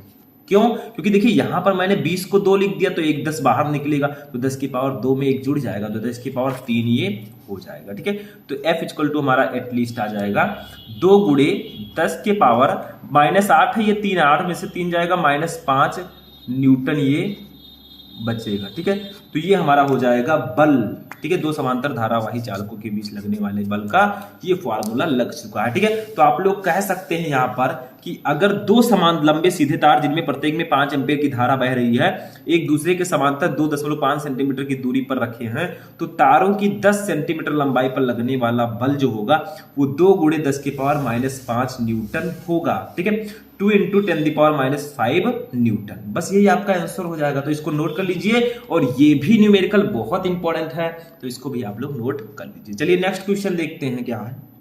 अब देखिए स्टूडेंट, नेक्स्ट क्वेश्चन जो हमारा है ये हमारे नेक्स्ट चैप्टर से है, वैद्युत चुंबकीय प्रेरण चैप्टर से। ठीक है, क्योंकि इससे लघुत्तरीय प्रश्न आते हैं, और जो क्वेश्चन मैं अब बताने जा रहा हूं ये बहुत इंपॉर्टेंट है। प्रीवियस ईयर पेपर उठाकर देख लीजिए, क्वेश्चन मिलेगा तो मिलेगा। ठीक है, देखिए फैराडे के विद्युत चुंबकीय प्रेरण संबंधी नियम लिखिए, यानी कि फैराडे के वैद्युत चुंबकीय प्रेरण संबंधी नियम आपको बताने हैं। 2015, 17, 18, 19, 20, 22 सब में ये आ चुका है। ठीक है, तो ये बहुत ज्यादा इंपॉर्टेंट है। तो देखिए इनके दो नियम थे। सबसे पहला नियम तो सिंपल सा है, जब किसी परिपथ से बद्ध चुंबकीय फ्लक्स में परिवर्तन होता है तो उसमें एक विद्युत वाहक बल उत्पन्न हो जाता है। बस यही है प्रथम नियम, ठीक है। यानी कि जब किसी परिपथ से बद्ध चुंबकीय फ्लक्स में परिवर्तन होता है तो उसमें एक विद्युत वाहक बल उत्पन्न हो जाता है। यही आपका फैराडे का प्रथम नियम है, ठीक है। यदि परिपथ बंद है तो उसमें प्रेरित धारा बहने लगती है, ठीक है। समझ में आया? तो ये आपका हो जाएगा प्रथम नियम। द्वितीय नियम समझिए, थोड़ा ज्यादा इंपॉर्टेंट है। अब देखिए द्वितीय नियम क्या है, प्रेरित विद्युत वाहक बल चुंबकीय फ्लक्स के परिवर्तन के ऋणात्मक दर के बराबर होता है। यानी कि द्वितीय नियम में क्या है कि जो प्रेरित विद्युत वाहक बल है वो चुंबकीय फ्लक्स के परिवर्तन के ऋणात्मक दर के बराबर होता है। तो देखिए इसमें जो प्रेरित विद्युत वाहक बल E होगा, विद्युत वाहक बल को हम E से प्रदर्शित करते हैं, ये किसके बराबर होगा? चुंबकीय फ्लक्स के परिवर्तन के ऋणात्मक दर के। तो चुंबकीय फ्लक्स में परिवर्तन को हम डिनोट करेंगे माइनस डेल्टा फाई से, क्योंकि ऋणात्मक दर है तो माइनस लगा देंगे, और ऋणात्मक दर का मतलब समय भी होगा डेल्टा टी। तो ये हो जाएगा इसका फॉर्मूला, ठीक है। यानी कि प्रेरित विद्युत वाहक बल इसमें जो होता है E, वो चुंबकीय फ्लक्स डेल्टा फाई की ऋणात्मक दर के बराबर होता है। डेल्टा टी क्या है? समय दर है, ठीक है। तो इसी के ये बराबर होता है। अब कभी कभी कंडीशंस आते हैं, देखिए हम यहां पर जो इसकी समय दर है डेल्टा फाई, ठीक है, इसको हम लिख सकते हैं phi two minus phi one भी लिख सकते हैं, phi two minus phi one, ठीक है। ये चुंबकीय फ्लक्स में परिवर्तन होगा तो ये भी आपका हो सकता है डेल्टा फाई, ठीक है। और डेल्टा टी के जगह पर भी हम लिख सकते हैं delta T equal to T two minus T one भी कभी कभी हम लिखते हैं, तो ये भी ध्यान रखिएगा, ठीक है। चाहे आप minus delta phi upon delta T लिखें, चाहे इसको लिखें जो मैंने नीचे लिखा, ठीक है। अब मान लीजिए कि यदि कुंडली में फेरों की संख्या यानी हो, जो कुंडली है, यदि कुंडली में फेरों की संख्या यन हो तो अगर कुंडली में फेरों की संख्या यन है तो इसी फॉर्मूले को जो ऊपर था ये वाला, ठीक है, इसको थोड़ा और अच्छे से हम लिख सकते हैं। वो क्या लिख सकते हैं? E equal to minus N, N क्या है? फेरों की संख्या, delta phi upon delta T, ठीक है। इस प्रकार से भी हम इसी फॉर्मूले को लिख सकते हैं। तो ध्यान रखिएगा जो डेल्टा फाई है ये चुंबकीय फ्लक्स में परिवर्तन है। यहां पर मैं लिख देता हूं ताकि भूलिए ना आप लोग। डेल्टा फाई क्या है? चुंबकीय फ्लक्स में परिवर्तन, चुंबकीय फ्लक्स में परिवर्तन, ठीक है। उसके बाद में डेल्टा टी क्या है? डेल्टा टी है समय दर, ठीक है। क्या है? समय दर है, ठीक है। बस ये भी हो गया। तो यही है द्वितीय नियम कि प्रेरित विद्युत वाहक बल चुंबकीय फ्लक्स के परिवर्तन की ऋणात्मक दर के बराबर होता है। बस हो गया, ठीक है। समझ में आ गया ये भी क्वेश्चन। चलिए नेक्स्ट क्वेश्चन देखते हैं जो हमारे प्रत्यावर्ती धारा चैप्टर से है। अब देखिए नेक्स्ट क्वेश्चन जो है 13 नंबर, ये हमारे प्रत्यावर्ती धारा चैप्टर का एक न्यूमेरिकल है और इसको जानना बहुत ज्यादा जरूरी है क्योंकि ये न्यूमेरिकल आता रहता है लघु उत्तरीय प्रश्नों में। देखिए एक प्रत्यावर्ती परिपथ में प्रतिरोध, संधारित्र तथा प्रेरित कुंडली, प्रेरण कुंडली एक प्रत्यावर्ती स्रोत से श्रेणी क्रम में संयोजित है। इनके सिरों के विभवांतर क्रमशः 40 वोल्ट, 20 वोल्ट तथा 50 वोल्ट है। परिपथ में प्रत्यावर्ती स्रोत का विद्युत विभव ज्ञात कीजिए। अब देखिए बहुत सारे स्टूडेंट कहेंगे अरे सर जी 5-6 लाइन का न्यूमेरिकल, मैं तो डर गया। डर क्यों रहे हैं? डरना नहीं है, आपको डटकर सामना करना। कुछ नहीं है इसमें। देखिए हमें क्या दिया गया है? प्रतिरोध का, ठीक है, प्रतिरोध की वोल्टता दी गई है 40 वोल्ट, क्रमशः देखिए दिया गया है। संधारित्र की वोल्टता दी गई है 20 वोल्ट और प्रेरण कुंडली की वोल्टता दी गई है 50 वोल्ट, ठीक है। जो दिया गया उसको लिखेंगे। तो देखिए प्रतिरोध की वोल्टता को हम क्या लिखेंगे? VR, ठीक है। R का मतलब रेसिस्टेंस, V का मतलब विभवांतर, ठीक है। तो ये आपका हो जाएगा VR। ये हमें दिया गया है 40 वोल्ट, देखिए क्रमशः दिया गया, इसको लिख देंगे 40 वोल्ट। उसके बाद में देखिए ये 20 वोल्ट किसका है? संधारित्र का। तो संधारित्र को हम लिखते हैं धारिता को C से, तो BC हो जाएगा। BC दिया गया हमें 20 वोल्ट, ठीक है। उसके बाद में देखिए हमें क्या दिया गया है? इसके बाद हमें प्रेरण कुंडली दी गई है यानी कि VL हमें दिया गया है। VL हमें दिया गया है कितना? 50 वोल्ट।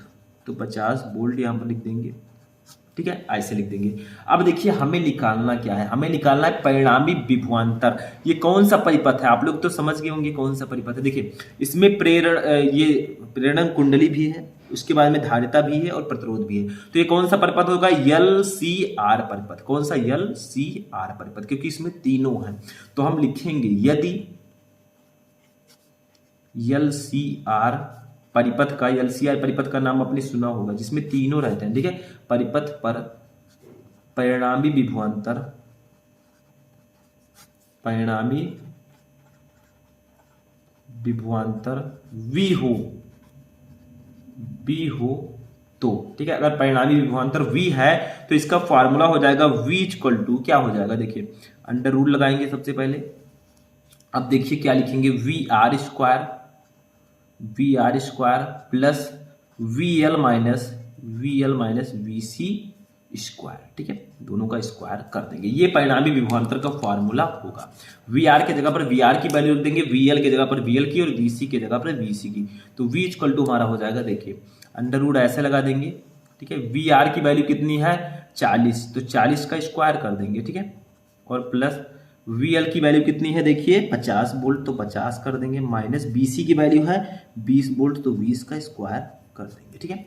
बस इसी को सॉल्व कर लीजिए, हमारा आ जाएगा V इक्वल टू कितना आएगा, देखिए ध्यान से समझना, इंपॉर्टेंट बहुत ज्यादा। 40 का स्क्वायर करेंगे 40 का 1600 आएगा, ठीक है। प्लस 50 का स्क्वायर करेंगे, सॉरी 50 में से 20 पहले घटा देंगे, 30 हो जाएगा, 50 में से 20 जाएगा, 30 बचेगा स्क्वायर, ठीक है। और इसको सॉल्व कर लीजिए, V इक्वल टू हमारा हो जाएगा, देखिए अंडर रूट 1600 ये हो जाएगा आपका, और प्लस 30 का स्क्वायर 9 से होगा, ठीक है। ऐसे कर देंगे, यहाँ से हम V निकाल लिए, अंडर रूट कितना हो जाएगा 1600 900 2500 हो जाएगा, ठीक है। अब 2500 का अंडर रूट करेंगे तो कितना आएगा, 50 इंटू 50 इक्वल टू 2500, ठीक है। तो यहाँ पर हमारा आ जाएगा आंसर 50, ठीक है। कितना आ जाएगा 50 वोल्ट, ये हमारा आंसर हो जाएगा, ठीक है। बस हो गया, 50 वोल्ट हमारा आंसर आ गया। तो इसमें कुछ नहीं है, कुछ भी नहीं है, बस आपको प्रतिरोध की वोल्टता, धारिता की वोल्टता और इसकी संधारित्र की वोल्टता और प्रेरण कुंडली की वोल्टता दी गई थी। तीनों को हमें ऐसे फॉर्मूले से, ये फॉर्मूला याद है तो आप इसको चुटकियों में लगा देंगे, V इक्वल टू 50 वोल्ट आ गया, ठीक है। बस हो गया। तो ये आपका 13 नंबर क्वेश्चन था। अब हम अपना लास्ट क्वेश्चन देखते हैं, जो कि हमारे लास्ट चैप्टर से होगा। अब चलिए लास्ट क्वेश्चन देखते हैं क्या है। ये हमारे विद्युत चुंबकीय तरंगे चैप्टर से, 8वें चैप्टर से। देखिए, विद्युत चुंबकीय स्पेक्ट्रम के अलग अलग क्षेत्रों की किन्हीं 4 प्रकार की तरंगों के नाम लिखिए, उनकी तरंगदैर्घ्य के औसत मान तथा कोई एक उपयोग लिखिए। यानी कि आपको विद्युत चुंबकीय स्पेक्ट्रम के अलग अलग क्षेत्रों की 4 तरंगों के नाम लिखना है, उनकी तरंगदैर्घ्य का औसत मान लिखना है और उपयोग लिखना है, ठीक है। तो कुछ तरंगे हैं, गामा तरंगे, एक्स तरंगे, ठीक है, पराबैंगनी किरणें, अवरक्त किरणें, ये सब जो है 4 तरंगे हैं विद्युत चुंबकीय तरंग की। इनका आपको पहले क्या लिखना है, किन्हीं 4 तरंगों के नाम लिखना है और इनकी तरंगदैर्घ्य और औसत मान लिखना है और उपयोग भी लिखना है, ठीक है। तो देखिए गामा तरंगे, गामा तरंगों का जो औसत होता है वो आप देखिए, वो लगभग होता है 10 के पावर -14 मीटर, ठीक है, से 10 के पावर -10 मीटर तक, ठीक है। तो गामा तरंगों का जो औसत मान होता है, इनकी तरंगदैर्घ्य का जो औसत मान होता है वेवलेंथ का, वो लगभग 10 की पावर -14 मीटर से 10 की पावर -10 मीटर होता है। नोट कर लीजिएगा ध्यान से। इसका उपयोग कहाँ करते हैं, इसका उपयोग हम नाभिक की संरचना, नाभिक की संरचना के संबंध में सूचना देने में उपयोगी, सूचना देने में उपयोगी ये है, ठीक है। तो इसका उपयोग कहाँ है स्टूडेंट, नाभिक की संरचना के संबंध में सूचना देने में उपयोगी। इसकी तरंगदैर्घ्य का जो परास होता है कितना होता है, 10 की पावर -14 मीटर से 10 की पावर -10 मीटर तक। दूसरा है एक्स किरणें, ये भी विद्युत चुंबकीय स्पेक्ट्रम की है। तो एक्स किरणों का जो तरंगदैर्घ्य होता है वो लगभग होता है 10 की पावर -11 मीटर से 3 गुणे 10 के पावर -8 मीटर तक, ठीक है। तो एक्स किरणों का जो वेवलेंथ होता है वो लगभग 10 की पावर -11 मीटर से 3 गुणे 10 की पावर -8 मीटर तक होता है। इसका उपयोग हम करते हैं चिकित्सा विभाग में, सर्जरी, ठीक है, चिकित्सा विभाग में सर्जरी में उपयोगी, ठीक है। तो ये चिकित्सा विभाग में सर्जरी में उपयोगी होता है एक्स किरणें, आपको पता होगा। अब 3rd नंबर देखिए पराबैंगनी किरणें, इनका तरंगदैर्घ्य लगभग कितना होता है, 10 के पावर -8 मीटर से 4 गुणे 10 की पावर -7 मीटर तक। ठीक है, ये इनका तरंगदैर्घ्य लगभग होता है। इनका यूज कहां करते हैं? खाने की वस्तुओं के संरक्षण में, वस्तुओं के संरक्षण में, यानी कि उनको फटने से बचाने में, उनके संरक्षण में उपयोगी है ये चीज, पराबैंगनी किरणें। ठीक है, उपयोगी, तो ये होगी पराबैंगनी किरणें। लास्ट देखते हैं अवरक्त किरणें, ये भी बहुत ज्यादा इंपॉर्टेंट है। इनका जो तरंगदैर्घ्य होता है वो लगभग कितना होता है? 8 गुणे 10 की पावर -7 मीटर से 5 गुणे 10 की पावर -3 मीटर तक। ठीक है, ये लगभग इनका तरंगदैर्घ्य होता है। इनका उपयोग कहां करते हैं? देखिए, कोहरे व धुंध के पार देखने में उपयोगी।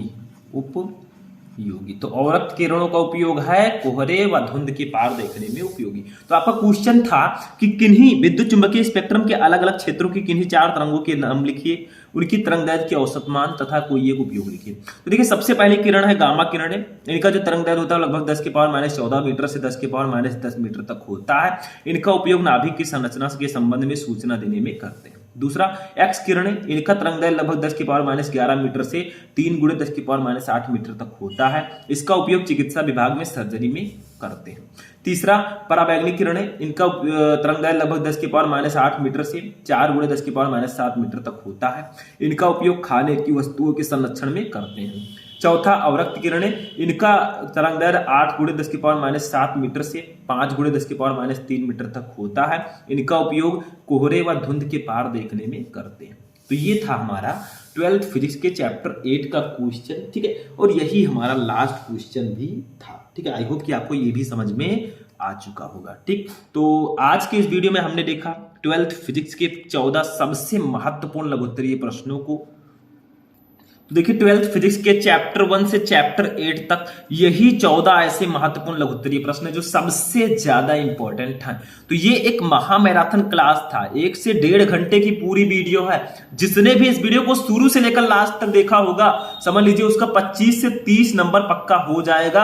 आप लोग ध्यान से समझिएगा एक एक क्वेश्चन। ठीक है, एकदम गारंटी मैं किसी चीज की नहीं लेता कि हाँ एकदम पक्का हो ही जाएगा। और भी बहुत सारे टॉपिक हैं, सिलेबस काफी बड़ा है और भी क्वेश्चन आपको पढ़ना होगा, लेकिन जो मैंने इस वीडियो में बताया है वो सबसे महत्वपूर्ण क्वेश्चन है, ये ध्यान रखिएगा। ठीक है, इनको आप पढ़ लीजिएगा। तो आज का ये सेशन यहीं पर फिनिश होता है। क्या आप लोग चाहते हैं कि ऐसे ही मैं फिजिक्स के पार्ट 2 यानी कि चैप्टर 9 से चैप्टर 14 तक भी वीडियो लेकर आऊं? तो इस वीडियो को ज्यादा से ज्यादा लाइक करें, अपने दोस्तों के साथ शेयर करें, चैनल को भी सब्सक्राइब कर लें ताकि सभी वीडियो आपको टाइम से मिलते रहे। और किसी भी टॉपिक पर वीडियो चाहिए तो कमेंट करके आप लोग बताइएगा। तो चलिए हम मिलते हैं किसी नेक्स्ट वीडियो में नेक्स्ट टॉपिक के साथ। तब तक के लिए जय हिंद।